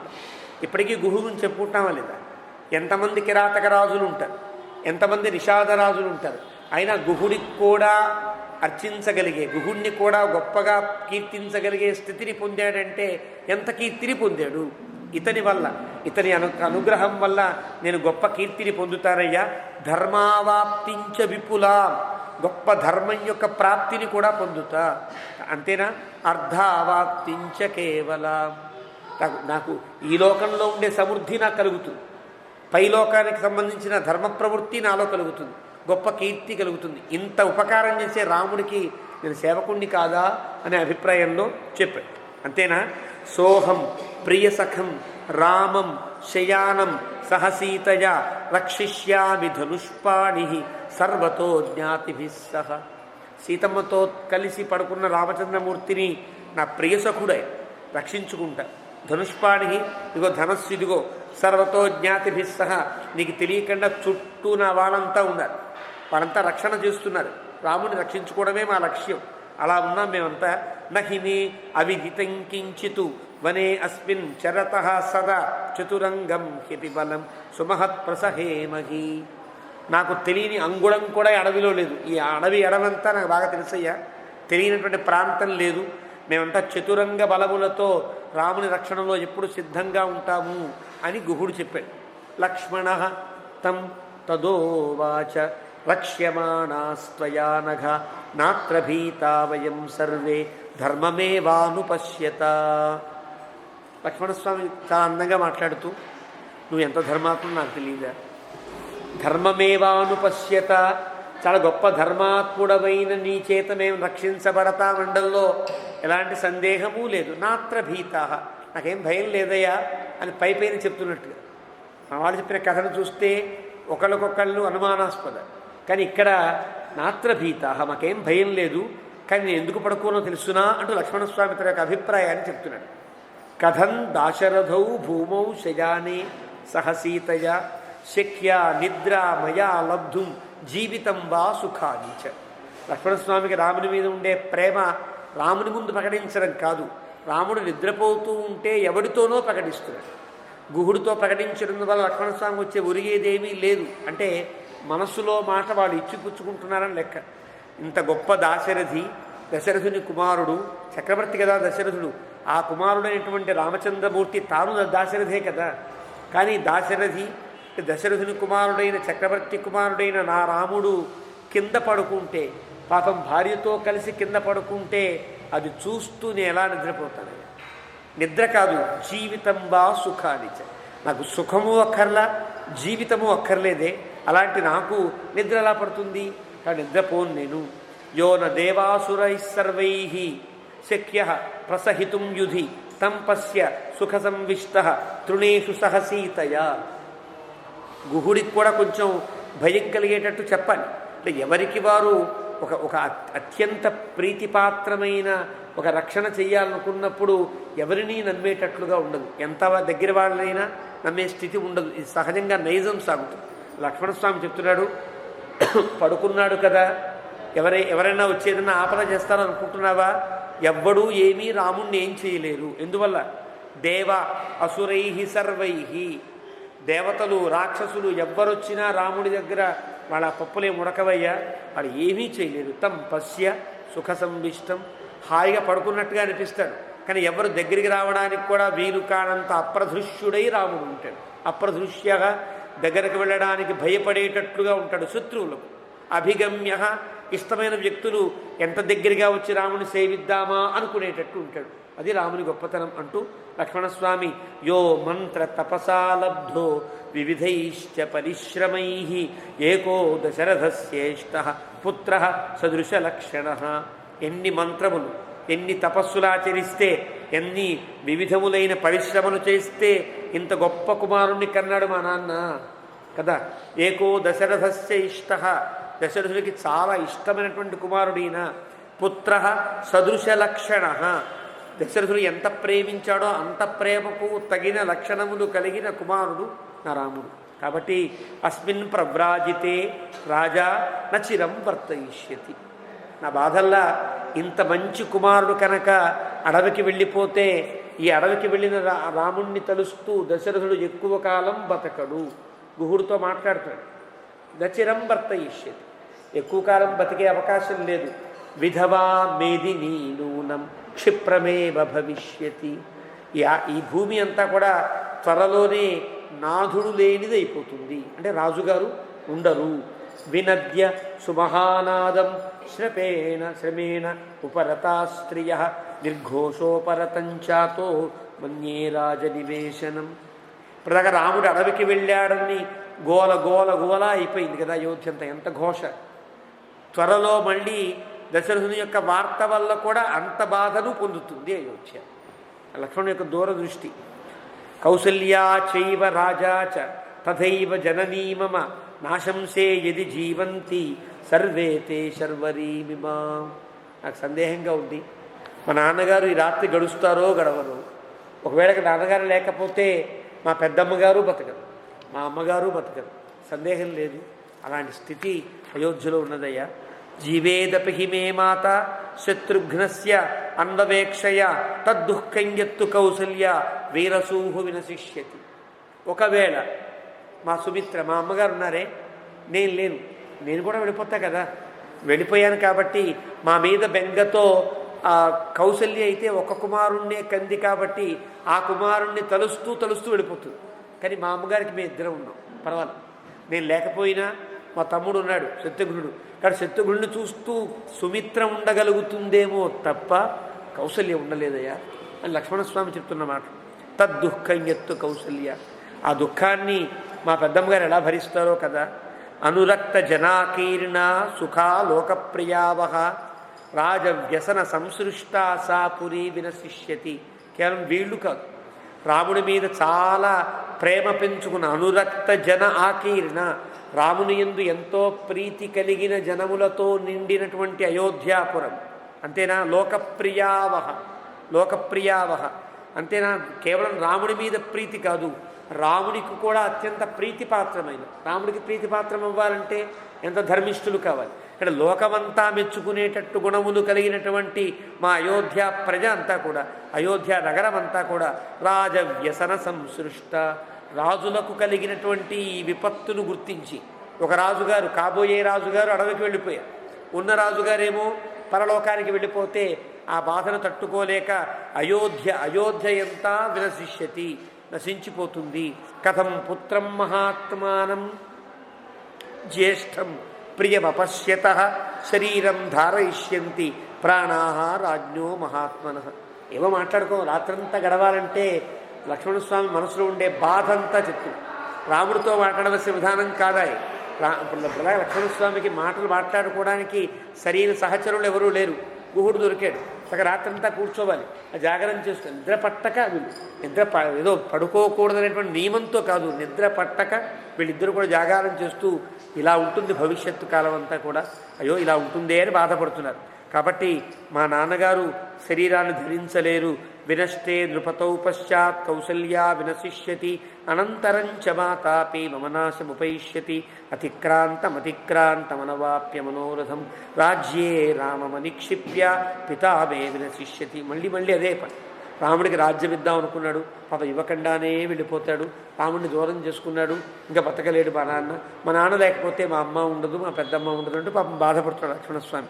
సిద్ధార్థా పితరం వృత్తం తస్మిన్ కాలే ఉపస్థితే ప్రేతకార్యేషు సర్వేషు సంస్కరిష్యంతి భూమిపం. సిద్ధార్థా పితరం వృత్తం తస్మిన్ కాలే ఉపస్థితే. మా నాన్నగారు వెళ్ళిపోయిన సమయంలో ఎవరైతే అదృష్టవంతులు ఉంటారో అక్కడ వాళ్ళంతా మా నాన్నగారికి చేయవలసిన ఔర్ధ్వదైహికాలన్నీ వాళ్ళు చేసి అదృష్టాన్ని వాళ్ళు పొందుతారు. రమ్య చత్వర సంస్థానాం సువిభక్త మహాపధాం హర్మ్య ప్రాసాద సంపన్నాం గణికావర శోభితాం తథాశ్వగజ సంబాధాం తూర్యనాద వినాదితాం సర్వకల్యాణ సంపూర్ణాం హృష్టపుష్ట జనాకులాం ఆరామ ఉద్యాన సంపన్నాం సమాజోత్సవశాలినీం సుఖితా విచరిష్యంతి రాజధానీం పితుర్మమ. ఇంకా రమ్యములైనటువంటి చత్వరములు అంటే 4 రోడ్ల కూడలి అంటామే, ఒక సెంటర్ పాయింట్స్ అంటామే, అలాంటి ప్రాంతాల్లో కానీ అలాగా రోడ్లన్నీ విడదీసేటట్టుగా ఉండేటువంటి గొప్ప గొప్ప మధ్యస్థానాలు, అందమైనటువంటి మహాపథాలు, గొప్ప గొప్ప పెద్ద పెద్ద మేడలు, ప్రాసాదాలతో నిండి ఉన్నటువంటిది, అనేక రకాల వినోదాన్ని కలిగించే వారందరితో నిండి ఉన్నటువంటి మా అయోధ్య రథములతో, గుర్రములతో, గజములతో, పదాతులతో నిండి ఉండేటువంటిది. తూర్యనాద వినాదములతో అంటే అనేక రకాల కాహళాలు, ధ్వనులు ఇవన్నీ కూడా ఎప్పుడు మంగళవాద్య ఘోషలతో ఉండే నా అయోధ్య సర్వ కళ్యాణ సంపూర్ణ, అన్ని కళ్యాణములకు నిండినటువంటిది. హృష్టపుష్ట జనాకులాం, ఎవరికి ఇది లేదని కానీ బాధపడేవాడు కానీ దారిద్ర్య రేఖకు దిగువ ఎగువ అనేది లేకుండా అంత హాయిగా ఉండేటువంటి తుష్టిగా ఉండేటువంటి జనములతో నిండినటువంటి అయోధ్య. సుఖితా విచరిష్యంతి రాజధానీం పితుర్మమ. అక్కడ అయోధ్యలో ఎవరింకా సుఖంగా ఉండగలుగుతారు? ఎవరు సుఖంగా ఉంటారు? ఎవరు సుఖంగా ఉండలేరు కదా రాజు వెళ్ళిపోయిన తర్వాత. అపి జీవే దశరథో ఒకవేళ కనుక మా నాన్నగారు ఉంటే అయోధ్య అంతా బాగుంటుంది, లేకపోతే అయోధ్య అంతా కూడా శూన్యమైపోతుంది. ఒకవేళ మా అదృష్టం కొద్దీ మా నాన్నగారు కనుక ఉంటే వనవాసాత్ పునః వయం, మళ్ళీ మేము వనవాసాన్ని ముగించుకుని నివృత్తే ప్రత్యాగమ్య, మళ్ళీ తిరిగి వచ్చి మహాత్మానం అపిపశ్యేమ సువ్రతం, ఇంత గొప్ప సత్యవ్రతాన్ని పాటించిన మా నాన్నగారిని మేము చూడాలి కదా, చూస్తాం కదా. అపి సత్య ప్రతిజ్ఞేన, ఆ రకంగా మేము వనవాసం పూర్తి చేసిన తర్వాత మా తండ్రి గారు సత్య ప్రతిజ్ఞులు అవుతారు. ఆయన ఏదైతే ప్రతిజ్ఞ చేశారో ఆ ప్రతిజ్ఞ నెరవేర్చిన వాళ్ళం మేమవుతాం. సార్ధం కుశలినా వయం నివృత్తే వనవాసే అస్మిన్ అయోధ్యాం ప్రవిశేమహి. ఆ విధంగా వనవాసాన్ని ముగించుకుని మేము అయోధ్యకి ఎప్పుడు చేరతామో కదా అంటూ పరిదేవయమానస్య దుఃఖార్తస్య మహాత్మనః తిష్ఠతో రాజపుత్రస్య శర్వరీ సాత్యవర్తత. ఇలా మాట్లాడుకుంటూ ఆ రాత్రి అంతా గడిపి తెల్లవారిన దాకా ఇలా మాట్లాడుకుంటున్నారన్నమాట. తథాహి సత్యం బ్రువతి ప్రజాహితే నరేంద్రపుత్రే గురు సౌహృదాద్గుహ ముమోచ బాష్పం వ్యసనాభిపీడితో జ్వరాతురో నాగ ఇవ వ్యథాతురః. పశ్చాత్తాపడ్డాడు గుహుడు అని చెప్తాడు. లక్ష్మణస్వామిని అనుమానించినటువంటి పశ్చాత్తాపం ఉంటుంది కదా, ఆ పశ్చాత్తాపం తీరిపోయిందా అన్నట్లుగా తథాహి సత్యం బ్రువతి ప్రజాహితే నరేంద్రపుత్రే. ఎక్కడ కూడా అబద్ధం చెప్పినటువంటి మాట లేదు కదా లక్ష్మణస్వామి. మనస్సులో ఏదుందో అదే మాట్లాడుతున్నాడు, ఎక్కడ అబద్ధం చెప్పినట్టుగా అనిపించట్ల. కాబట్టి లక్ష్మణస్వామి ఎంత ధీరోదాత్తుడిలా రాముని యొక్క సర్వరక్షకుడిగా నిలబడ్డాడో కదా అని ఆ లక్ష్మణస్వామి చెప్పేటువంటి ఆ మాటలు వింటూ గురు సౌహృదాత్తు. అప్పటిదాకా ఉండేటువంటి లక్ష్మణస్వామి మీద ఉండే అభిప్రాయం కాస్త చాలా పెద్ద స్నేహమైంది. చాలా ఎంత గొప్పవాడు లక్ష్మణుడు. ఇప్పటిదాకా రాముడే గొప్పవాడు అనుకున్నా కదా, రామునికి మించిన గొప్ప సౌహార్దం లక్ష్మణస్వామిలో ఉన్నదని గుర్తించినటువంటి ఆ గుహుడు గురు సౌహృదాత్ గుహ ముమోచ బాష్పం, ఒకసారి కళ్ళీళ్ళు కార్చాడు.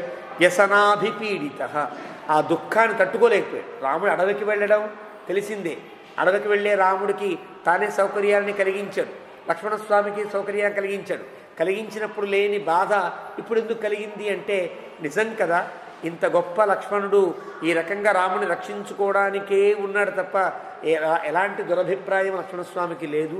కానీ వీరు ఇంత చేస్తున్న తండ్రి మీద, అయోధ్య ప్రజల మీద, తల్లుల మీద ఉండే ప్రేమ ఎంత గొప్పదో కదా. ఒక తండ్రి కొడుకుని గనక బయటికి పంపమంటే ఆ కొడుకు మాట్లాడే మాటలు ఎలా ఉంటాయి? మా నాన్న అంతే, మా నాన్న ఇలాంటి వాడు, ఏమో చెప్పాలి కదా. కానీ ఈ కుమారుడైనా ఒక మాట మాట్లాడాలి, అయ్యో మా నాన్నగారు సత్యప్రతిజ్ఞులు కావాలి, మా నాన్నగారు లేకపోతే ఎలా ఉంటాం మేమంతా కూడా, ఇంత ప్రేమతో మాట్లాడుతున్నారే, ఇంత మంచి అన్నదమ్ములా అంటూ వ్యసనాభిపీడిత జ్వరాతుర నాగ ఇవ వ్యథాతుర. అప్పటిదాకా మనసులో ఉండే జ్వరం వేరు గుహుడికి, ఆ జ్వరం పోయి ఆ తర్వాత ఉండేటువంటి ఆతురం అంటే ఇంత కష్టం మీద కలగబోతోంది అనేటువంటి ఒక దుఃఖంతో ఆగలేక కన్నీళ్లు కార్చాడు. ఎవరు? కిరాతకుడు అంటే ఏది చనిపోతున్నా దేన్ని చంపుతున్నా కూడా కన్నీటి చుక్క రాకుండా ఉండే గుండె ధైర్యం కలిగిన వాడు కదా వాళ్ళంతా కూడా. అడవిలో బతికే వాళ్ళు ఎలా ఉండాలి, ఎంత ధైర్యంగా ఉంటారు. ఎన్నెన్ని ప్రాణాలు తెగిపోతున్నా కూడా యోధులు యుద్ధానికి వెళ్ళిన తర్వాత అయ్యో వాడు వేలు తెగిపోయిందే, వాడు కాలు తెగిపోయి ఏడుస్తూ కూర్చుంటారా? ఉంటారు కదా.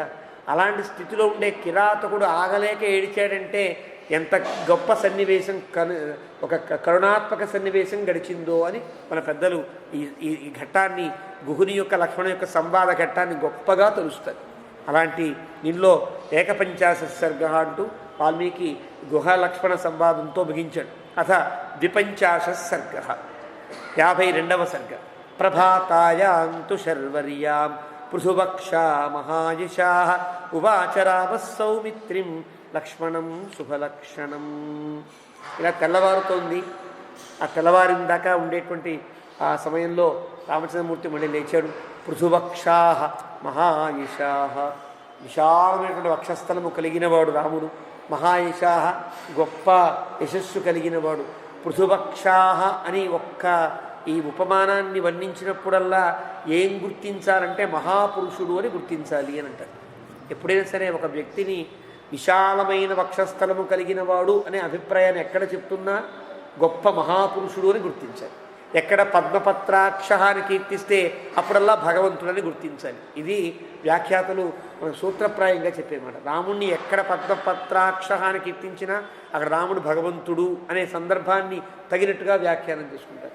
ఎక్కడ పృథువక్షాహ అని అంటే అక్కడ రామచంద్రమూర్తి మహాపురుష లక్షణంలో కలిగినవాడు, గొప్పవాడు, మహాత్ముడు అని కీర్తించినట్లే. కానీ అలాంటి రాముణ్ణి చూచి సౌమిత్రిం లక్ష్మణం శుభలక్షణం, అలాంటి రామచంద్రమూర్తి పొద్దున్నే లేచి లక్ష్మణస్వామితో మాట్లాడడం ప్రారంభించాడు.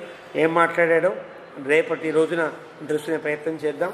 ఏవమే తత్పురావృత్తం ఆఖ్యానం భద్రమస్తుభః ప్రవ్యాహరత విశ్రబ్ధం బలం విష్ణో ప్రవర్ధతాం లాభస్తేషాం జయస్తేషాం కుతస్తేషాం పరాభవః ఏషామింద్రీవరస్యామో హృదయస్థో జనార్దనః కాలే వర్షతు పర్జన్యః పృథివీ సస్యశాలినీ దేశోయం క్షోభరహితః బ్రాహ్మణాः సంతు నిర్భయాः కావేరీ వర్ధతాం కాలే కాలే వర్షతు వాసవః శ్రీరంగనాథో జయతు శ్రీరంగశ్రీశ్చ వర్ధతాం స్వస్తి ప్రజాభ్యః పరిపాలయంతాం న్యాయేన మార్గేణ మహీం మహీషాః గోబ్రాహ్మణేభ్యः శుభమస్తు నిత్యం లోకాः సమస్తాః సుఖినో భవంతు.